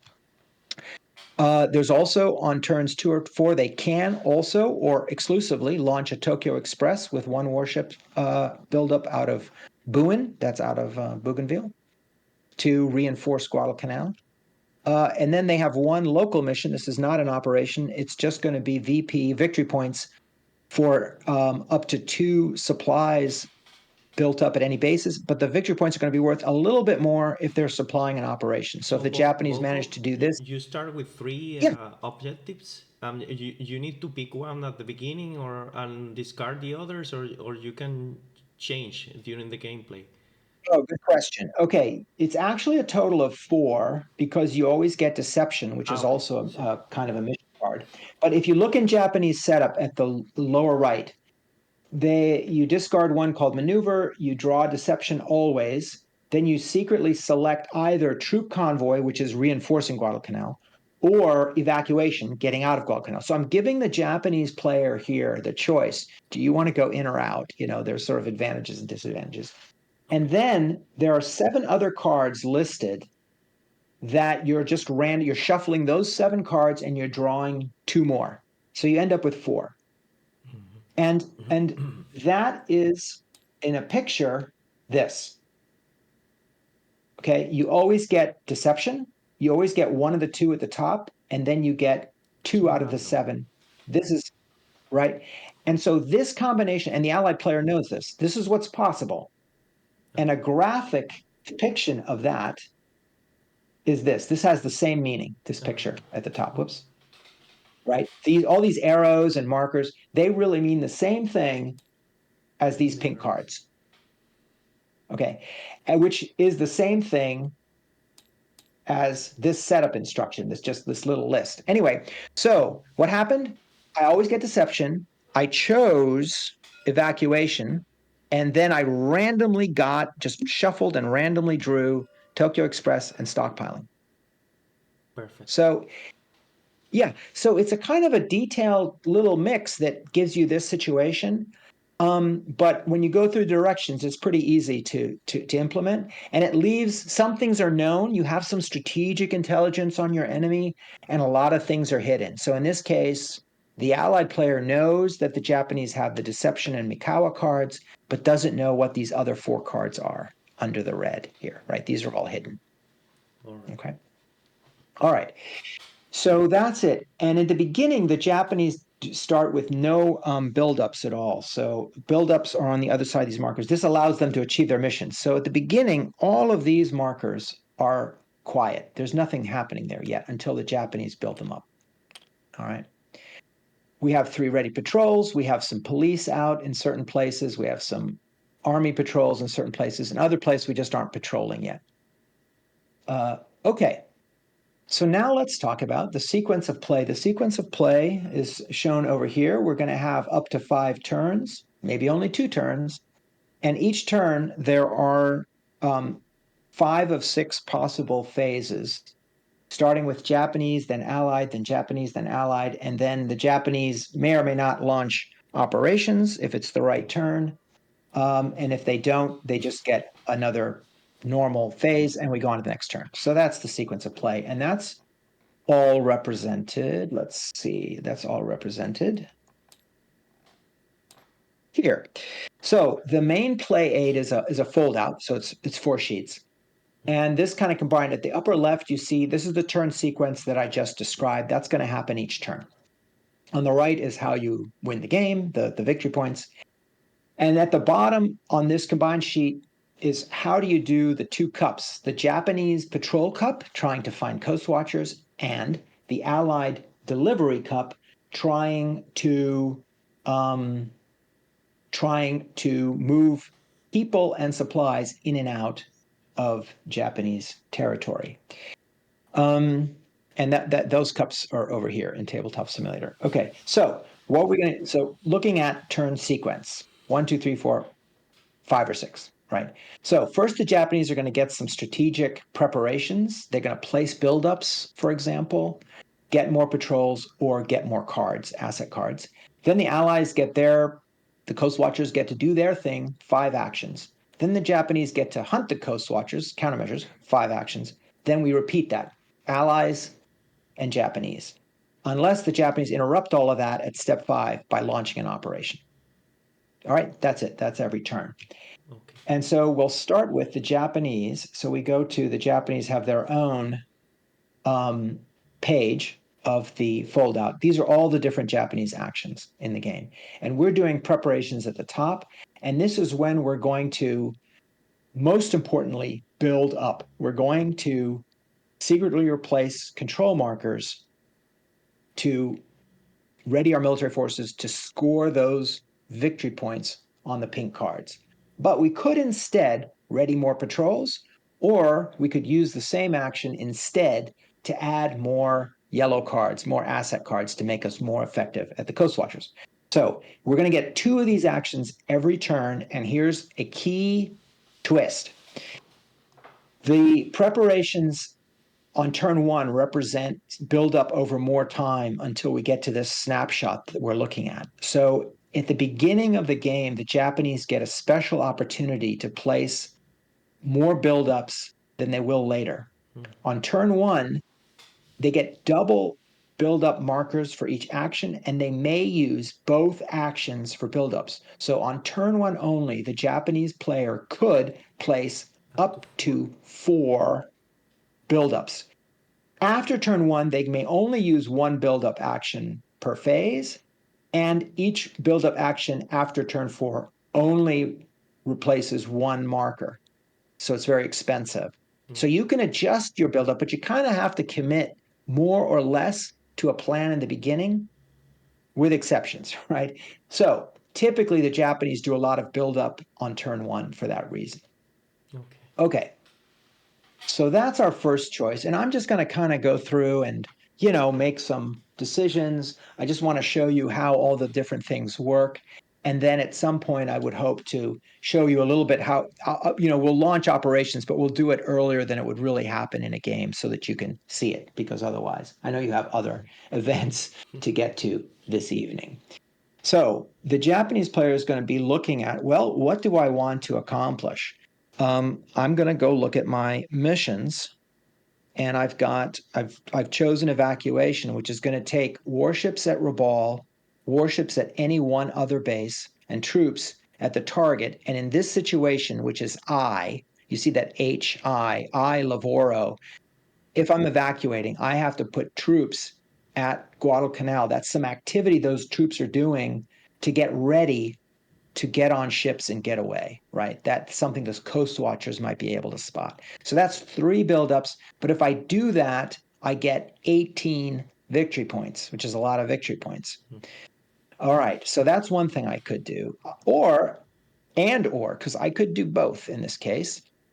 I could put warships at Buin. That's a base in Bougainville. It's over here. I could put just warships at Buin. And if I do that and launch on turn 2, then I will get 10 victory points, which is pretty good. I have to run to Lavoro as my target, but I get 10 victory points for that for just 1 buildup. And I could launch on turn 2. And I might just decide, you know what? I'm not even going to try the evacuation. I'm just going to do Tokyo Express, right? Also, I can do Tokyo Express on turn 5. So theoretically, on turn 5, I could launch both Tokyo Express and evacuation. And it's not necessarily bad that it's all the way on turn 5. The good thing is I get all that time to hunt coast watchers, and I get stronger as I go. My patrols get better, my assets get better.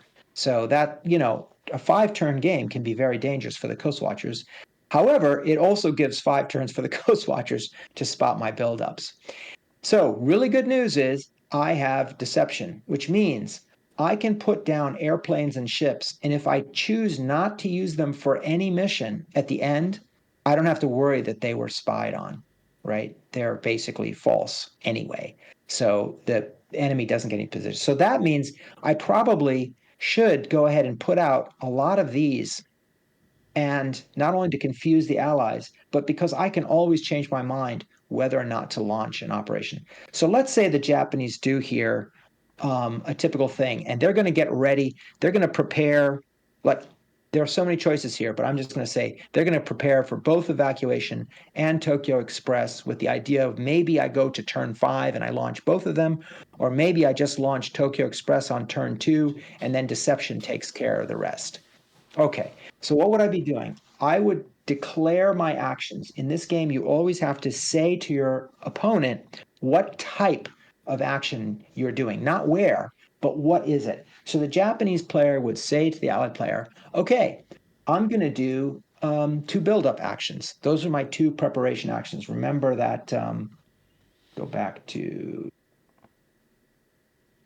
come on, pull up. Yeah, okay, so go back, preparations up to 2 actions in any order. I'm going to say it's going to be build up plus build up. And because it's turn 1, I could put, if I want to, 2 markers for each of those actions, so up to 4 markers. Okay, and that's going to be secretly. So the word secret in this game, if it says secretly replace, build up, secretly replace 1 control, or 1 to 2, or 1 to 2 on turn 1. Secretly means the opponent is not going to get to look. So what the Japanese player would do here is say, okay, I'm going to do 2 build-up actions. Please look away. And look away just means you're not looking at the board. You can look at the ceiling, you can close your eyes, you can turn around, you can go get a wine, whatever it is. But it's only going to take me a few minutes or a few seconds, hopefully. And so the Allied player is not looking. And by the way, there's a little blindfold mechanism if you play 2-player on Tabletop Simulator, where you can actually not see the screen. All right, so what do we want to replace? We asked the player to look away. We want to go ahead and get ready for evacuation, which means we're going to have to put troops at Livorno. We're going to have warships at Rabaul, and let's maybe put our other buildup at Kavieng way up here. Although that's more risk of warning. So I can put this at any base. All right, we'll put it at Buka. It's closer, whatever. So warships, and then for Tokyo Express, you may remember, has to be at Buin. That's Buin right here. Okay, so we're going to replace those 4 secretly with the right flavors. Oh, I put out here, these. There you go. These are the markers for evacuation. This is the marker for Tokyo Express. That's stockpiling, which would get us extra points if we did that too. Let's not worry about that for now because we only have 4. So let's go ahead and take these 4 and put them out. Okay, so this would be happening with the Allied player not watching. Buka would get warships. Rabaul would get warships. In physical, you have a screen to cover your cards, or you don't have a right? so physically these markers are all off to the side in a pile. Yeah. So there's not really we have not used screens when we've played. These cards are face down or in your hand, and when you're doing what I'm doing here on the board, the Allied player is currently looking away. And what I'm going to do for all of these is I'm going to place them, and I'm going to place them face down. So you see, it's only 4 markers, and I can see on the cards. So generally, it's not hard to remember where you've put them. And the Japanese player can also, what did I put here? And could you look away a moment? Up. Okay, thank you. Or you just flip it up, right? So again, the Allied player, looking at it from the Allied point of view, what does the Allied player know? The Allied player knows that the Japanese declared 2 buildup actions. They probably put as many as 4 buildups out there, because why else declare the buildups? Those are valuable actions.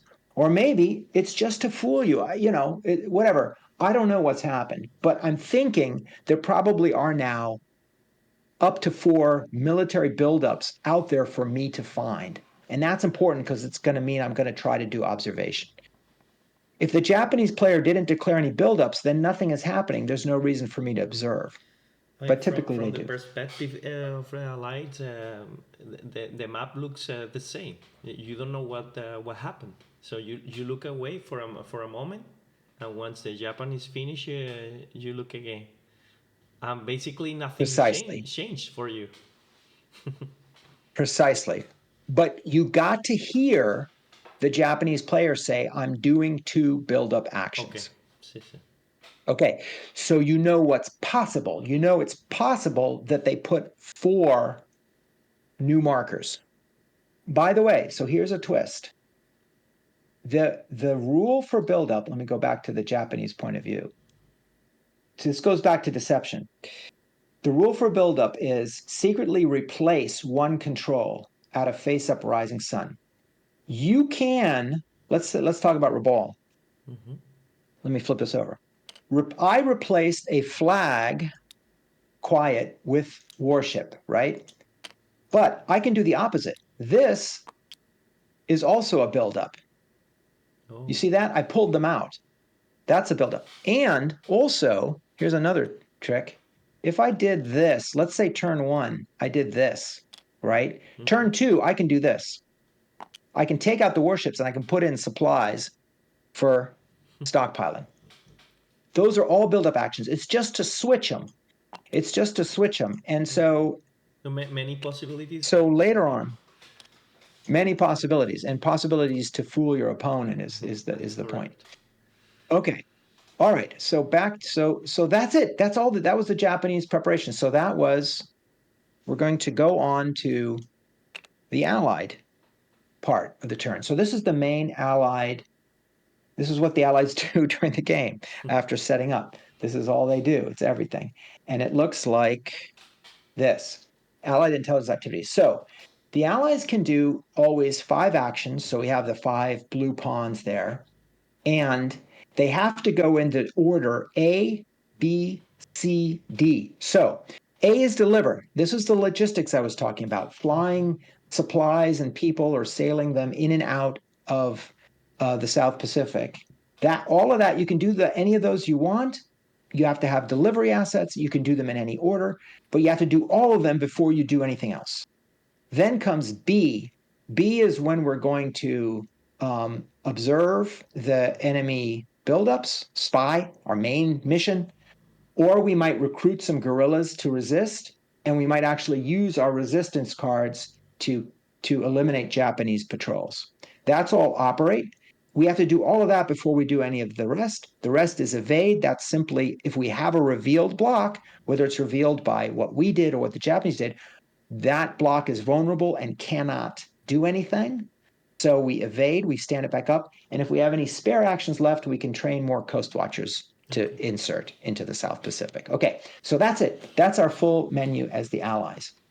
So we have 5 pawns, and a typical thing to start with would be we want to put more evasion markers into the patrol cup by resupply. So resupply, what is that about? So over here we have a patrol cup, and we already have in it, see if I can bring up the search, just by scenario setup, we have 6 patrol and 9 evasion. This is like the chances of the Japanese finding us when they search. How much do they know? How many patrols do they have out there on any particular island? This is all represented by this cup. Well, we'd like our chances to be better than the Japanese, so we'd like to get more of these evasion chits into the cup. We do that with resupply. It represents delivering food, ammunition, clothes, trade goods, weapons, radio parts, and so forth, supplies to our coast watching stations. So let's say we're going to start out with we're going to use, let's say, boats. We're going to use our boats to do a resupply mission. It's going to go step by step here very slowly, right? We're at A, deliver. We've chosen resupply. Deliver is always at hidden blocks. We always have to show and declare a delivery asset used, and we can only use the asset once this phase. And then we declare we're doing a resupply. We tell the Japanese player, we're doing a resupply action. And we're going to, for resupply, select quietly to ourselves a hidden coast watcher in Japanese held territory to try to put 3 evasion chips into patrol cup. That's it. Okay, so we need, if we look at boats, here's boats. We need to deliver, it's a resupply within range 2 of allied held, avoid no sea. All right, what does that mean? Okay, so allied held is a white star. It might be an allied base. It might just be a place where there's no Japanese, but the allies are here. Then we have to deliver to any coast watcher who is hidden in Japanese held area and in range 2, 2 spaces away. So for example, let's look at this guy at Segi Station. Here's a hidden coast watcher. He's a coast watcher. That's what the binoculars mean. He's hidden because the block is standing up currently. He's free to accept these supplies. And he's 2 away from Allied held. 1, 2. Okay, so the boats can go from this part of Guadalcanal to Segi and deliver supplies. So we tell the Japanese player, we're doing a resupply action. We declare our asset. We take our action pawn. We say, we're going to use our boats. You can see the boats say, deliver 1 time per allied phase. We can only use the boats once. They're going to do a resupply. So the Japanese know we're using boats within range 2 somewhere to supply a hidden coast watcher. They're getting some information from what we're doing. And the boats are going to tell us on the card how many, we're going to use our delivery cup now, how many of what kinds of markers do we put in the cup? Because whenever you deliver to Japanese territory, and we're doing that, we're delivering here, Japanese territory, there's a risk the Japanese spot us and could reveal that our coast watcher's there and maybe even get him caught, right? So we're going to put in from boats, it just tells us 2 red and 8 green, right? We're going to do that right over here. We have this little mat.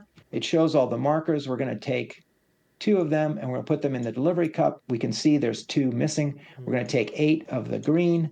We're going to put those in. There's 10 in there, 2 and 8, and we're going to reset that cup every time we do this. Okay, this should I think this automatically shuffles in this. R doesn't do anything, and it has a little button now, draw 2 tokens. We're going to do that in a second. But at this point, the Japanese might have some air or sea patrols.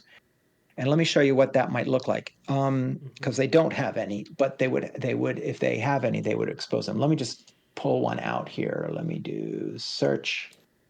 Let's say the Japanese have destroyers. Okay, if the Japanese had this card, destroyers, it's a sea patrol, and you see the delivery cup there, they could now show that card, and for the rest of the game, the allies would have to pull 1 green chit back out of the cup. Instead of 2-7, it would be 2-8. And there are more of these. There are a bunch of these cards that the Japanese might have several of them. If they also have 0, now the allies are losing 2, and so forth. But happily for the allies in this case, the Japanese say, we're not going to do any right now because the Japanese only have 2 assets. Neither of them are air sea patrol. So nothing else happening. So we're back to the delivery cup. Okay, we're going to draw 2 out of these, and we're hoping, as the allies, we're hoping to pull only green. Okay, bad news for us because we actually got spotted. And so what tells you how to do this? If we go back to the fold out, remember I said there's this joint page. At the bottom, we have patrol cup and delivery cup. So here's how delivery cup works. You reset each deliver action, you declare your delivery type and your asset, and you put in those chits. The Japanese show their air or sea patrol, if any, remove some green chits. Then you draw 2 from the cup, And there's only 3 things that can happen with 2 chits. Green, green, red, red, right? We're hoping to get green, green. We got red, green. One equals sighting. It means we were successful in our mission. We delivered our supplies, but the Japanese saw us, right? We were yourself, spotted. Right? You have to reveal ourselves. So we complete, doing this in order, we first success. What does success do? Success, this was a resupply, right? Mm-hmm. Success resupplies. If success, 3 evasion chits in the patrol cup. Success, so we're going to do that. So we take 3 evasion chits, good for the Allies, and we throw it into the Japanese patrol cup. Those are our supplies. So now we got more. Okay, great. But it also says, in this case, because we were spotted,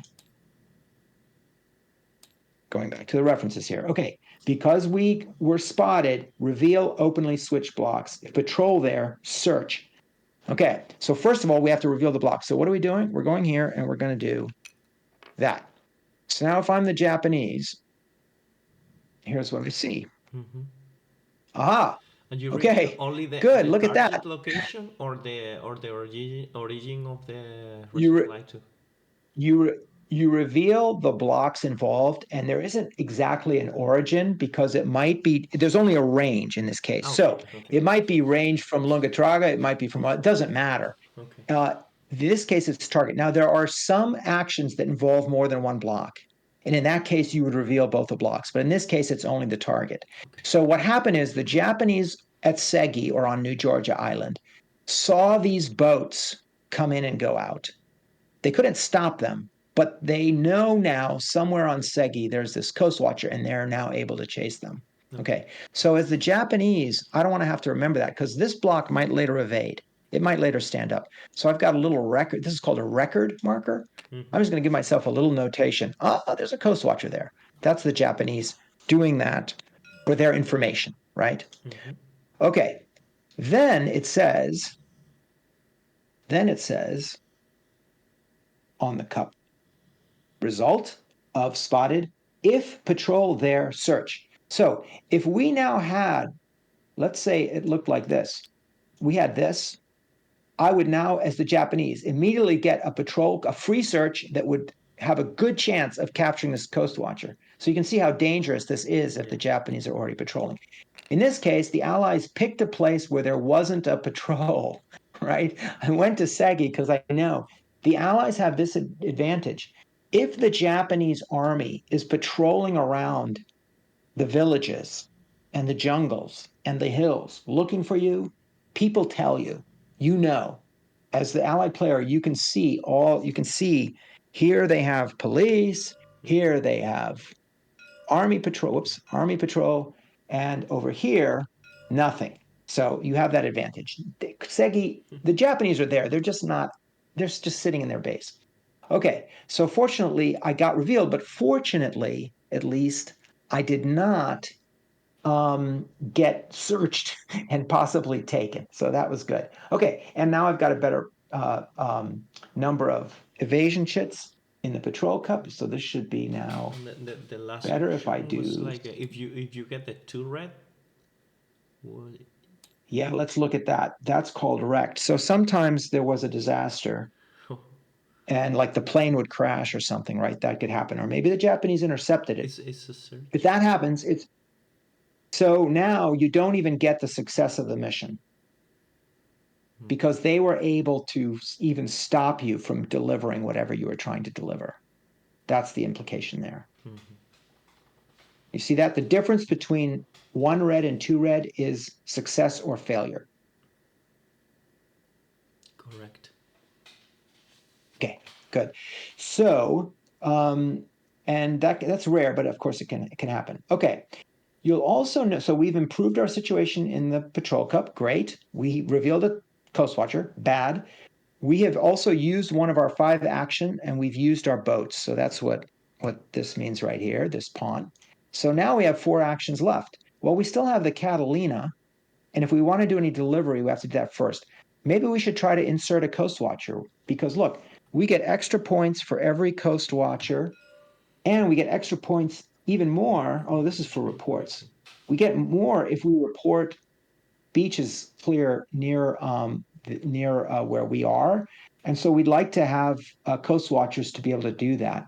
So maybe why don't we try to insert a coast watcher? We have a ready coast watcher. He can be inserted. So let's do insert. So let's look at what that looks like on the sheet. Okay, we did A deliver. We're still in A. We can do other deliveries. We could do resupply again. But let's try insert to the right. If we have a success, we go from ready to the map. We're going to send a coast watcher onto the map. And in this case, we're going to do a coast watcher who's ready, the binoculars, to palm trees, an inactive station, to make them an active coast watcher, right? To be able to spy and give us points. And let's do this at a place that's nearby but safe. So here at Tataba, let's look at Tataba. Whoops. My aim is not very good with these arrows. It's Japanese, but they're not patrolling there, and it's adjacent to Allied. It's very nearby an Allied base. So if we can report that there's nothing there at Tataba, we can get some extra points. So let's have that be the target. So we say to the Japanese player, we are going to do a delivery action, an insert. It's going to be an insert. We're going to use our Catalina, and Catalina looks like this. It can do resupply, rescue, or insert, and basically there's no range restriction. It actually can go anywhere. The Catalina had a huge range.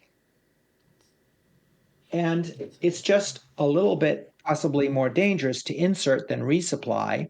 You can see that 3 red instead of 2 red, because resupply with the Catalina means you're flying over and kicking rice bags out the door, right? You're just dropping parachutes and bags. But to insert, you have to land on the water, get out your little inflatable boat, paddle to shore, whatever, do that several times, maybe across a reef with surf. It's easier. You're more exposed to being spotted. So that's what we're doing. 3 red, 9 green. So we're going to reset the cup. And we're going to make sure this time there's 3 red, 1 green, and 9 green. Yeah. Right? And we're ready to draw. Now the Japanese could do some air sea patrol. They say, no, we're not going to. It's because they don't have any. And we've designated our target quietly. Our target is a station in Japanese controlled territory. Here, the block is hidden, so we're allowed to do it. Notice we could not do a delivery here. We might want to rescue this guy. We can't. The Japanese are on his tail, so we can't rescue him. We can insert here because the block is hidden. Okay, we draw 2. Okay, this time we got away with it. Nobody saw us. That's good. So we go ahead and ask this. That means, well, what does it mean? It means we get to do our block switching secretly, right? We are, let's see, boom, boom. Okay, we got 0 in the lower right, 0 red, 0 sightings, unseen, success, secretly switch blocks. This time, we're going to switch blocks. Secretly means we tell the Japanese know what we're doing. We're inserting a coast watcher. They just don't get to see where. And the Catalina, remember, could fly anywhere, right? This might be at Rabal or whatever. Anyway, so the Japanese player looks away. We quietly remove this block. We take our ready coast watcher and we insert him to Tataba, where we're hoping he will score us points, and we're done. Japanese player, you can open your eyes again. Does all that make sense? So this is workaday operations for the coast watchers, moving supplies and people in and out of enemy territory. That's what they're going to be doing, all the time in the game. We can't do any more delivery because we don't have any more delivery assets. So there are just certain cards that are delivery assets, and every time you do a delivery, you must show and declare a delivery asset used, and all the delivery assets are 1 time per allied phase. There's an exception, submarines you can use 2 times. But anyway, there's limited delivery assets. So we're done for delivery. That's all the transportation that we have available, and we have 3 left. So now we can maybe try to do something useful. So let's try and do our main mission, which is we're going to try to observe. Observe. We've got some guerrillas, but let's leave that for later. We're going to move on from A to B. We're going to now do operate, and we're going to use an action to observe. Okay, we're going to try to find out some information about the Japanese. And so let's think about our beach recon mission here. Oops. Sorry, there we go. Beach recon mission. At game end, each report in range 2 of Allied held stations, Allied held is like a white star, right? Earns -2 VP bonus if up to date, even for clear, or if deception. Okay, so wherever we file a report that is accurate, up to date, that's close to our bases, we'll get a bonus point for it. So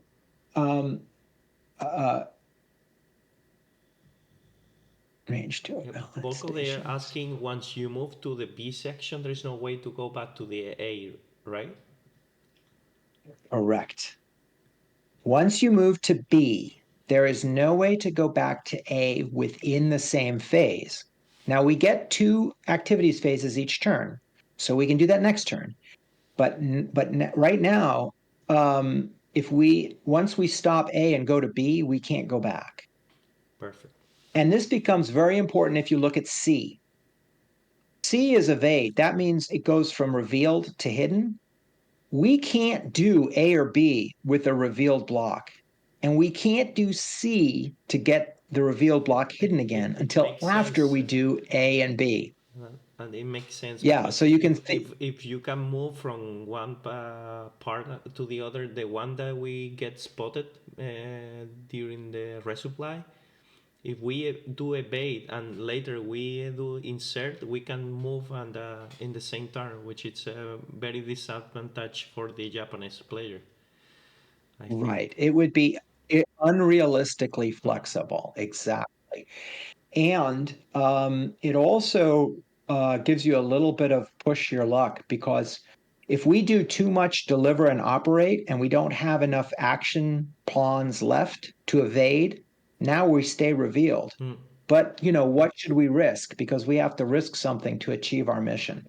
So this A, B, C, D is very, very important. Good question. Okay, so now where should we try to spy? A safe place might be right where we just inserted and try to get some extra points for this.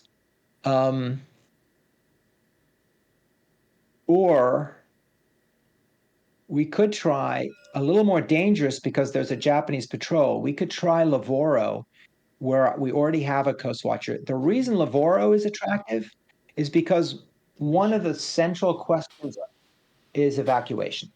We would like to know, are the Japanese planning an evacuation or not? If we decided the Japanese were planning evacuation, we would then conclude we have until turn 4 to do our missions. Because if we look here, the Allied player has this guide, right? You can look at this as the Allied player, and you see the Japanese can select either troop convoy or evacuation, and only evacuation requires troops at Lavoro. So if we observe Lavoro and there's a Japanese troop there, there's a good chance the Japanese are going to be doing evacuations, which means nothing's going to launch until turn 4 or 5. That's really important. So you want to take the risk. It sounds like you want to take the risk. So we're going to do an observe action. This is our third pawn. We're going to use it, but we're not going to show the Japanese where, right? We're just going to put it out here. And we're going to do so let me back up 1. We could do something kind of special now. So we have a lot of options here because remember we have these very nice hidden asset cards. Let's look at how do we use these. So spies will help us observe. Yaoika helps defend us on Bougainville. Let's look at Photoreki.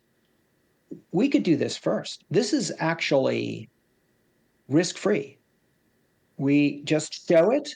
and we use an action to openly inspect 1 to 2 rising suns. We can actually use this to check whether there's troops at Lavoro or not. But no reports. Now, the disadvantage, no reports means the Coast Watchers will not get any credit.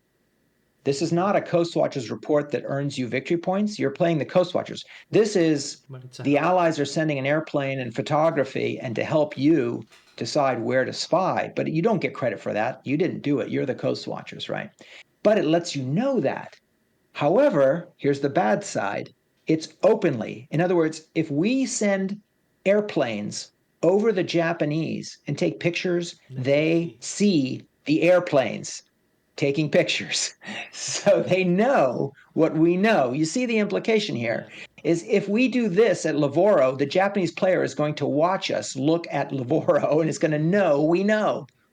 Okay, so maybe we don't want to do that yet. Let's go ahead and try and do this secretly with the Coast Watcher. So let's go back to, we're going to do an observe. We're going to declare, operate, observe. So let's look at that.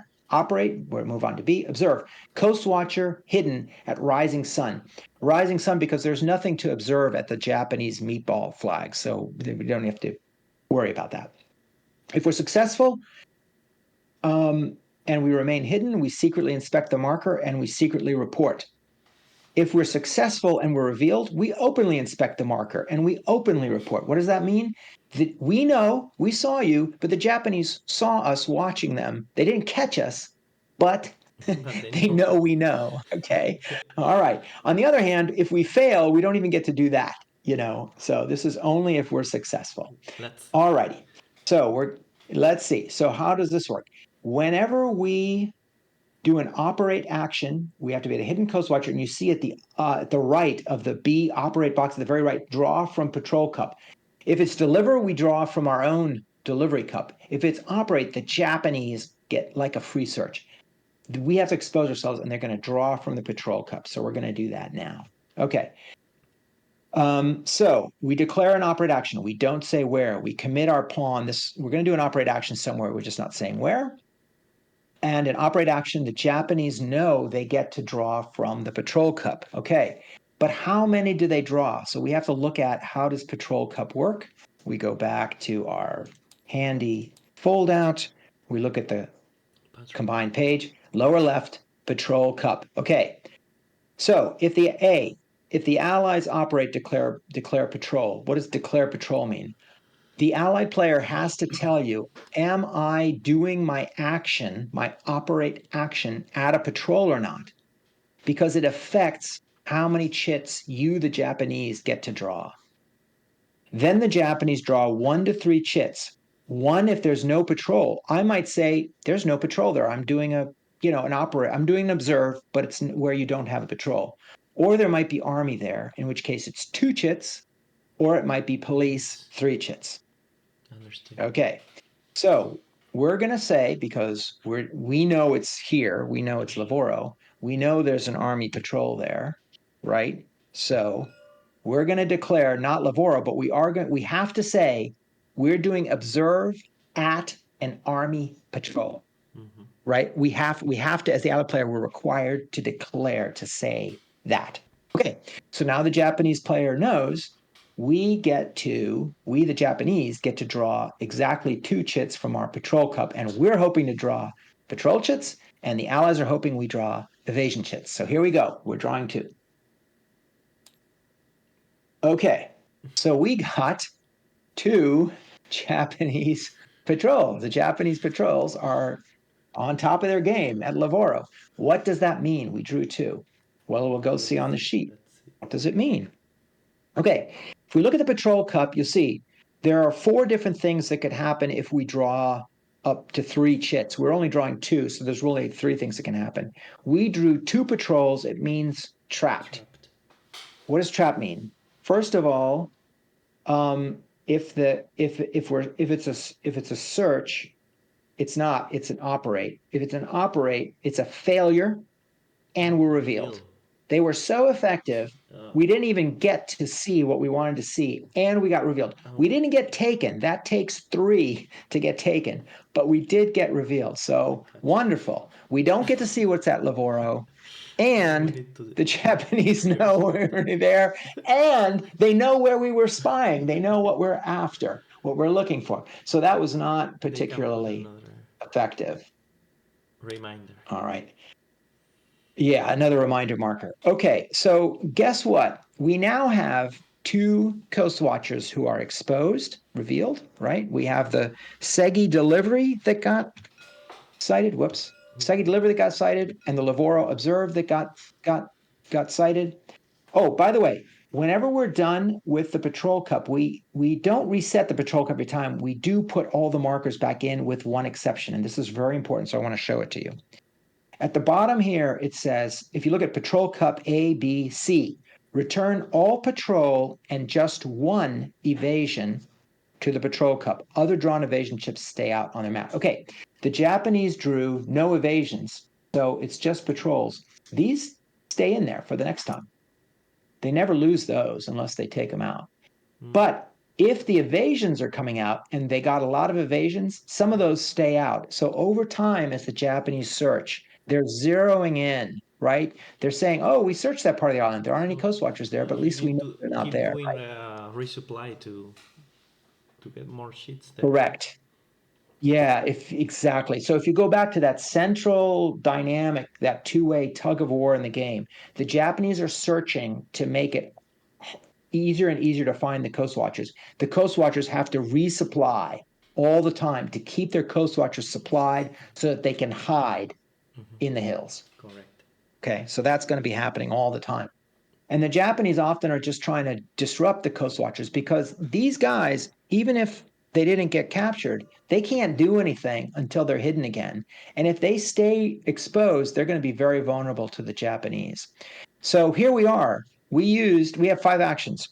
We did a delivery with our boats. We did a delivery with our Catalina. We did an observe at Lavoro. Japanese now know that was here, right? Okay, that was with this guy. We can put it. Okay, all right. Okay, so we have 2 actions left, and then when we're done, it's going to be the Japanese turn, the Japanese phase. So we probably, if we really want to play safe, we might want to just evade now. So let's have a look. We have 2 actions to evade the 2 spotted that watch. Yeah, we do. Exactly. We have 2 actions. And here's the thing, though. There's no patrol here at Segi. That's not risky. There are 3 cards. It's less risky because the Japanese need a patrol there to search. And they need a search to capture us, to take us. So it's less problem at Segi. There are 3 cards in the Japanese asset deck that allow them to deploy before they search. So we're kind of taking a risk, but we have to take some risks. Let's go ahead and play it a little bit risky, and we're going to say we're going to move on. We're done with B, operate. So where are we on our chart here? Let me show you. We're done with B, operate. We're going on to C, evade. Evade is very easily. It's automatic. Anybody who's revealed, they're just going to move to a new observation post. They're going to evade the Japanese, and we're going to evade at Lavoro. Boom, done. Now, the Japanese see this, right? That block is hidden again, but we know with the Japanese, we know that this patrol has made contact with, stupid arrows. Anyway, we know that this is there, right? Correct. Yeah, maybe we put it here just to show. No problem. Tabletop simulator. Okay, there we are. So that was an evade that used up another pawn. They evade, and we're going to say let's risk it at Segi because the Japanese only have one hidden asset. We don't know what it is, but the chances that it's one of those that lets him deploy there is small. And even if they do that, they'll have to reveal that card to us. And even if they do that, they don't necessarily catch us. They just might catch us. And, we're in reasonable shape with our evasion markers. So let's risk it. Let's risk it and push our luck because we want to have more ready Coast Watchers over here so that we can develop our network and do more beach recon, right? And we need to add Coast Watchers, so we're going to train. Okay, so here we are. Train, we're up to D, add Coast Watchers ready. Very simple. We declare a train. Card, right? You need to play the card or just move one? It's one we... Not for train. No, it's okay. It's one action. You just add a Coast Watch ready. Now, the card is necessary for resist. For resist, the guerrilla action, if we wanted to do that, and we could, but we already evaded. But resist requires a card, but let's not do that yet. Let's just do train. Okay, so train is very simple. I go to the pool, I grab a Coast Watcher, I put him in ready. That was my train action, and we're done. Those are our 5 actions. Okay, so we get 5 actions a turn. So we would clear, we would clear our pawns.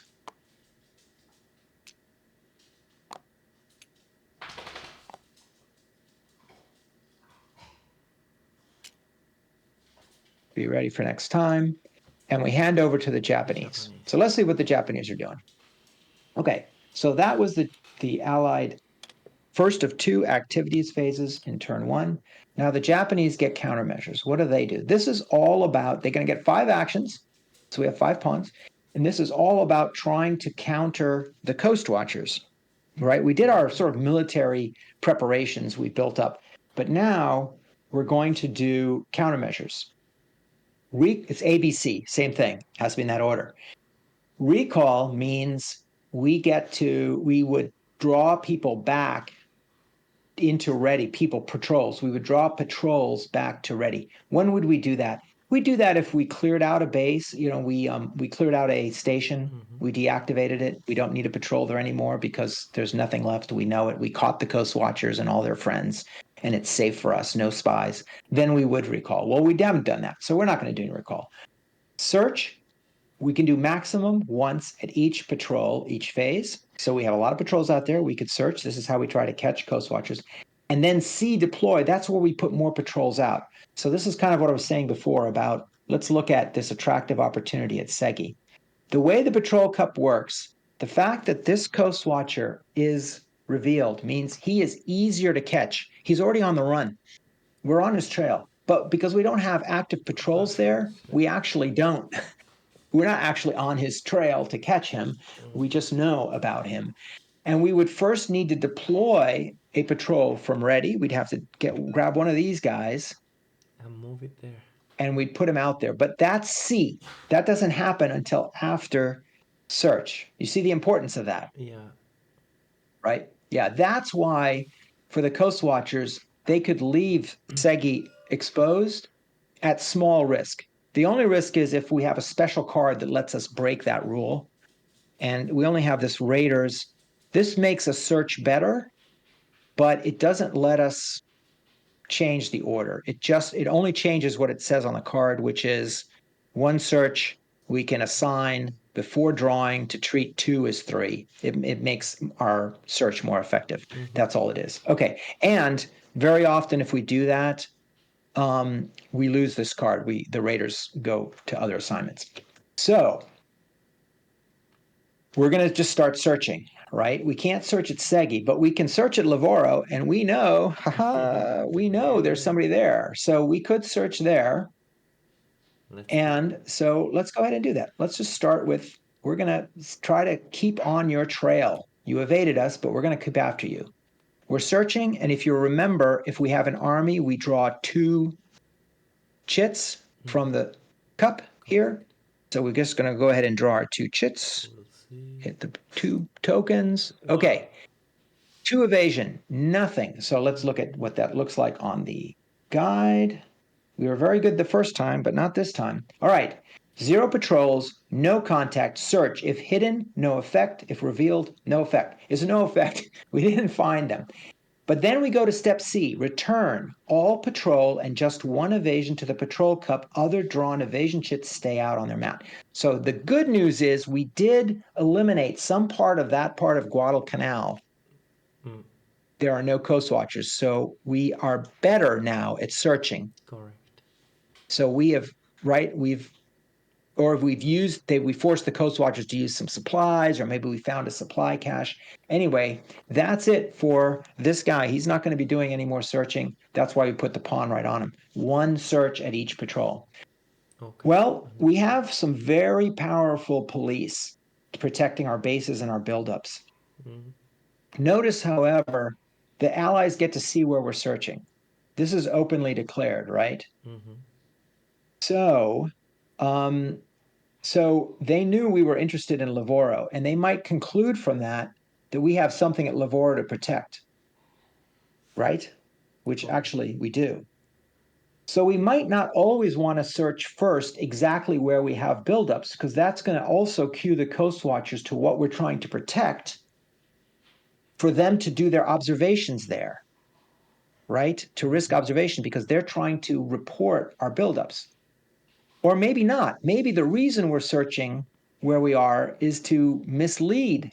Anyway, so you can see the opportunity here for deception. As the Japanese, when I search, I am also sending a signal to my allied opponent what I care about. What am I protecting? And that can be a true signal or a false signal. Okay? All right. So let's say, Let's try. I don't know, we're going to do it. Yeah. Let's do Rubal. Because it's police, it's a main base, it's kind of obvious. It's police, so we get to draw three. I hit draw three. Okay. So I got 2 hits out of 3. That's revealed. 2 hits out of 3. 2 patrols trapped. Search. If hidden, it is hidden. Reveal. If already revealed, take. So this is a critical difference. If you get 2 patrols at a revealed Coast Watcher, you take them. If you get 2 hits at a hidden Coast Watcher, it's the same as 1 hit. It just reveals them. So that's how we simulate that these revealed guys are more vulnerable. Okay, we got reveal, so we're gonna reveal this guy. Oh, it's nothing. Do we have that? Nothing there. Well, that's good news, because we know, as the Japanese, we know we have a buildup here. And if there's nothing there, it's harder to, then unless he has spies that allows him to check. Observe from a distance, to send spies into something, he's not gonna, we're safe there. Okay. And we have to return exactly 1 evasion chit. Unfortunately for us, all these go back in. We don't get to leave that evasion chit out. All right, so we would just keep doing that, right? We would go, let's go to Buin, draw 3. Oh, all missed. We don't even get to look, but only 1 has to go back into the cup. So our consolation prize exactly. No, that's bad. Is those get to stay out. Okay. But we didn't learn anything. Okay, fine. And then, so let's use our other 2 to, let's use these other 2 to deploy. Let me look at what deploy looks like, just so we're doing all the actions. You can see kind of the main run of things. Deploy, if we say we're done with our searches, place 1 army patrol from ready at a Japanese held station where no patrol, or 2 patrol chits from ready into the patrol cup. Let's do 1 of each. We want to go chase this guy at Segi. We don't want him just to be safe there. So 1, we're going to deploy here. That was this. Now with this pawn, we're going to deploy 2 to the cup. Now our ready to patrols are out there working for us. And that's 5 actions. We're done with the Japanese. So we would go on, just for demonstration purposes. I'm going to kind of skip forward. We would go on to another allied phase. It's turn 1. They don't actually launch operations on turn 1. There aren't any that are allowed. So we would go on to another countermeasures phase. That would be turn 1. We do another preparation, and so on.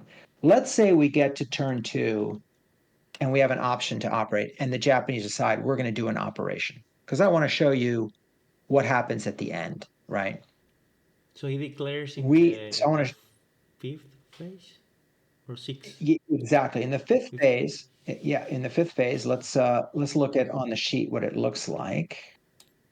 If you look at the upper left, turn sequence. In the 5th phase, Japanese operation, if you launch operations, then you don't do any more countermeasures. You launch your operations, you score the victory points, and the game is over. If you don't launch operations, you just skip that. You do number 6 instead of 5. So you're always doing either 5 or 6, right? And it's up to the Japanese player. Of course, they have to have operations to launch, and they have to have the buildups. So I'm just going to show you a little operation.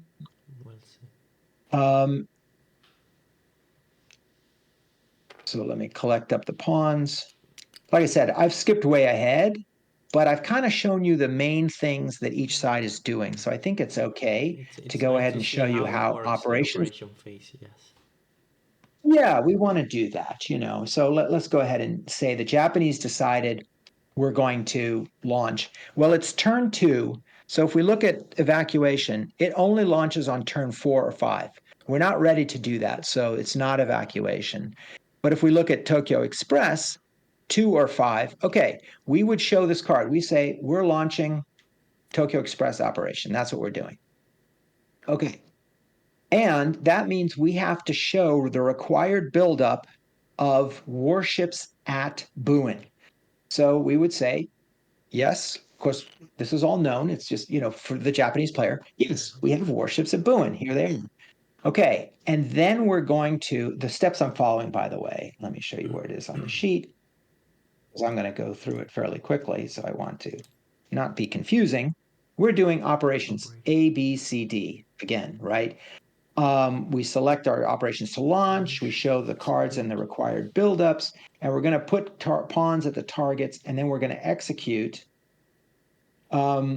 with pawns, and we're going to show where we go. Okay, so, and by the way, the Japanese have another, just in case they need them, they have another 5 pawns for these, but well, we'll use purple just to be fancy. Okay, so I'm going to say we're going from Buin. The target has to be Lavoro. I think it has to be on the card. Where are we? Here we are. Okay.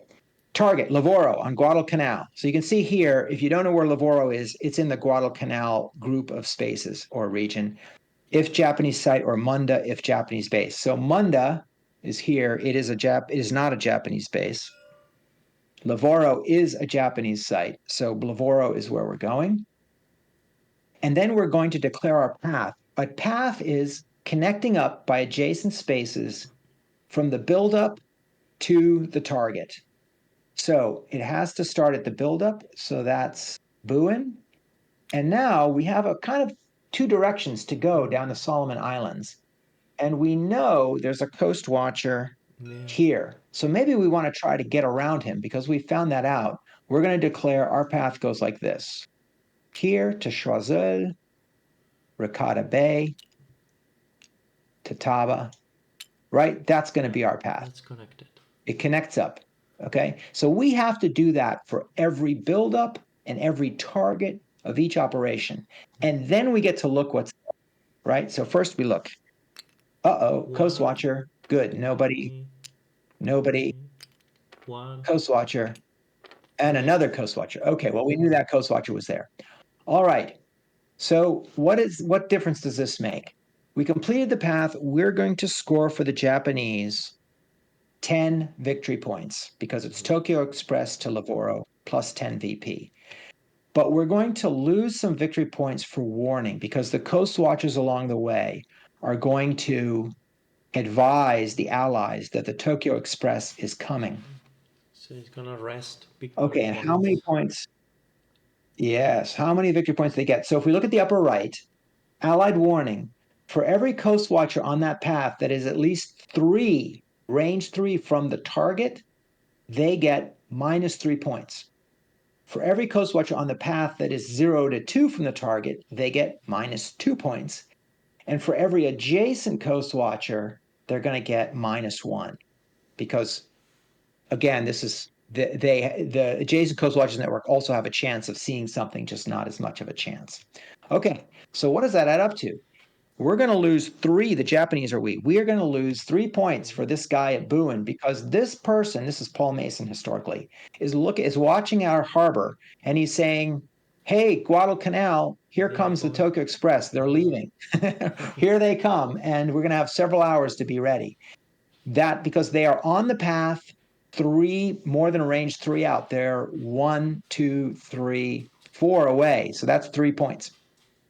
This one at Tataba is closer. They are going to be 0 to 2 away. They're 1 away. That's only 2 points. And then right at Lavoro, that's only 2 points. It's not as much time, but it's still valuable. And then what about adjacent? Well, we would say, as the allied player, we'd say, oh, just wait, I get 1 point for him. I don't have anybody there. I don't have anybody there, but I get another point for him because even up here at Buka, they get some information, just not as much about what's happening nearby. So that's another 1, 2, 3 points that the allies would get. Now, if you count all that up, that's 3, 4, 5, 6, 7, 8, 9, 10. They've just completely wiped out That's correct. the points from, yes. So that would actually have been 0 points in this case. The farther from the target, it's more valuable that information for the allies, so they have time to prepare. If they're right on the path, right? If they're adjacent, we simplify that out as just 1 point. So this guy was the really valuable one, and he was the most valuable coast watcher for the Tokyo Express, right? He's giving 3 points. This guy's a little farther away. He's giving 1 point. These guys are right on the path, but they're not giving as much warning in terms of time, so they're only 2 points. But at this point, the Japanese player says, wait, I have Mikawa. So let's look at what Mikawa does. So he has the following. Warship and transport operations ignore warning by adjacent coast watchers. Oh. Okay. So all that. Okay. So we have 2, right? These are warships, right? These are warships. Correct. Tokyo Express is a warship operation. It requires warships at Buin. So we don't have to score warning for any of these adjacent. So this point does not count because of Mikawa. This point does not count because of Mikawa, and this point does not count. So Mikawa just saved us as the Japanese 3 points. So altogether, Tokyo Express was worth 3 points. Okay, but that's something. All right. So that just shows you very quickly how we would score Japanese operations plus warning. Then there are a number of other points that we could get, and we have in the game a simple little scoring sheet.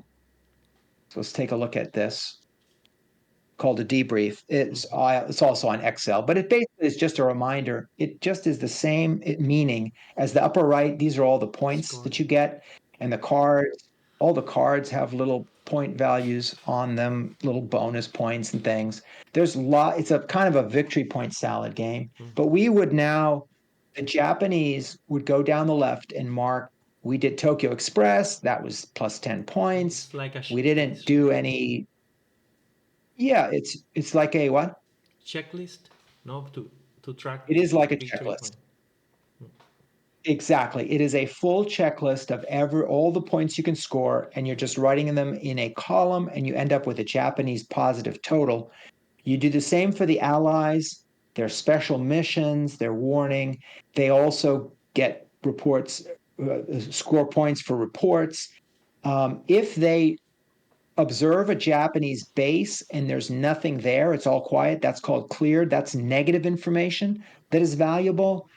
They get points for rescuing and so forth. They get points just for surviving in Japanese territory, a little bit, half a point per coast watcher. Anyway, you're going to get a Japanese total and an allied total, and if the Japanese have more, they win, and if they have less, they lose. That's it.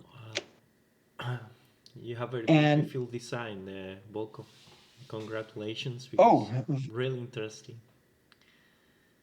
Thank you. And I don't know whether because I'm just looking at my tabletop simulator. Let me look over here. Oh, well, I see there's still people with us, looks like. Yeah, we have some people. So we have some people still with us. Well, thank you for staying over time. I think in any event, I didn't teach you everything how to play. I only gave you a preview of how things work. And so if folks only saw part of that, I think that also is going to give them a good preview of what the game does. And thank you for those who have stuck with me beyond the contract. I know that you're missing out on other things, and of course, I am here for the rest of. It's early here, early afternoon, so I'm here as long as you would have any questions for me or comments. Any questions Thank you. to Volko before finishing? Let's wait a couple minutes before.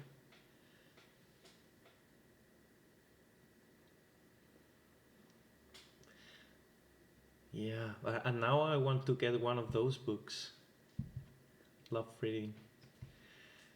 Like to read more The about um the. the stories are really wonderful because they are very personal and individual. You know, we have it's not as much the mass movement of armies and fleets that is so impersonal, but a small number of individuals who have to take great personal risks in the case of the Allied side, um, and do something. Anything they achieved was really a an adventurous action. Yeah, for me as a designer, also for me, it's one of the most tasks that I enjoy. Like search for information, look for the right books, start reading, all, collecting all the information, and start putting all together in a draft, a design draft that you start with a very simple draft,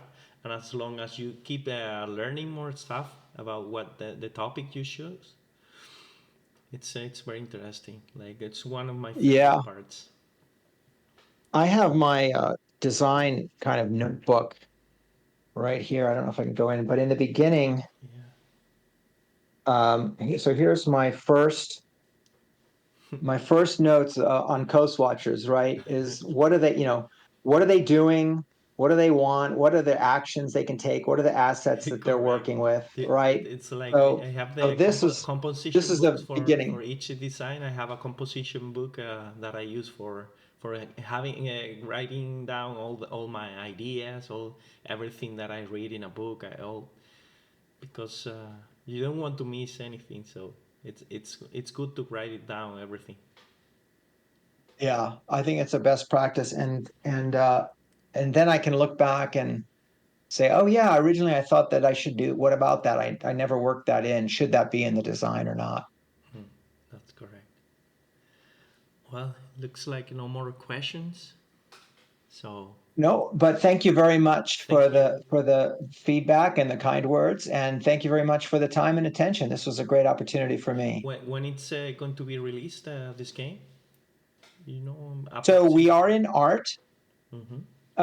I say mid 2025 would be my guess. We have the art has really just begun, but the board that you saw is already the professionally done board by Robert Altbauer in Austria. Mm-hmm. We have the markers and the mats already. The cards are just about to start. Wouter Schetetten is going to do that in Belgium. Nice. And so he's ready. I think he's ready to start. I hope he's ready to start. It's We're ready for him to start. very nice. And then Matthew Wallhead will do the box, and that's already underway as well. So art is happening, but we're also at the same time still testing because we have many weeks Mm. to go. So the core game is pretty well set. They are I might asking change a little setup. the TTS, the Tabletop Simulator modulo. They are asking if it's available to play. Yes. If you come to Coast Watchers Discord, so let me Yeah, put I will put in the in the chat link. here Perfect. the link to Coast Watchers Discord. If you come to Coast Watchers Discord, all the materials are there for print and play, tabletop simulator, and Vassal. We have a nice Vassal if you prefer Vassal to tabletop simulator. And I would love to have you come and report, test anything you like and give us a report because we're active still, especially solitaire now, of course, is in Testing testing. So is yes, always let me. welcome. And I see from Daniel, am I coming back Yeah. to the Wargame Convention? So I have enjoyed BiotaCon in the past. Unfortunately, I'm not going to make that this year.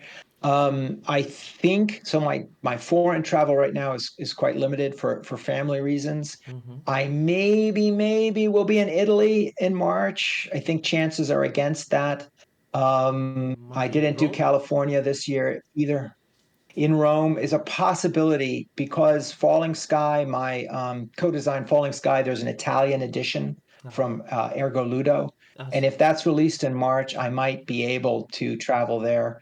Um, but other than that, I don't have any travel plans outside for war games outside North America. So I'm not making Spain Well, this year, next year, we'll I'm have to go to afraid. the States. Um,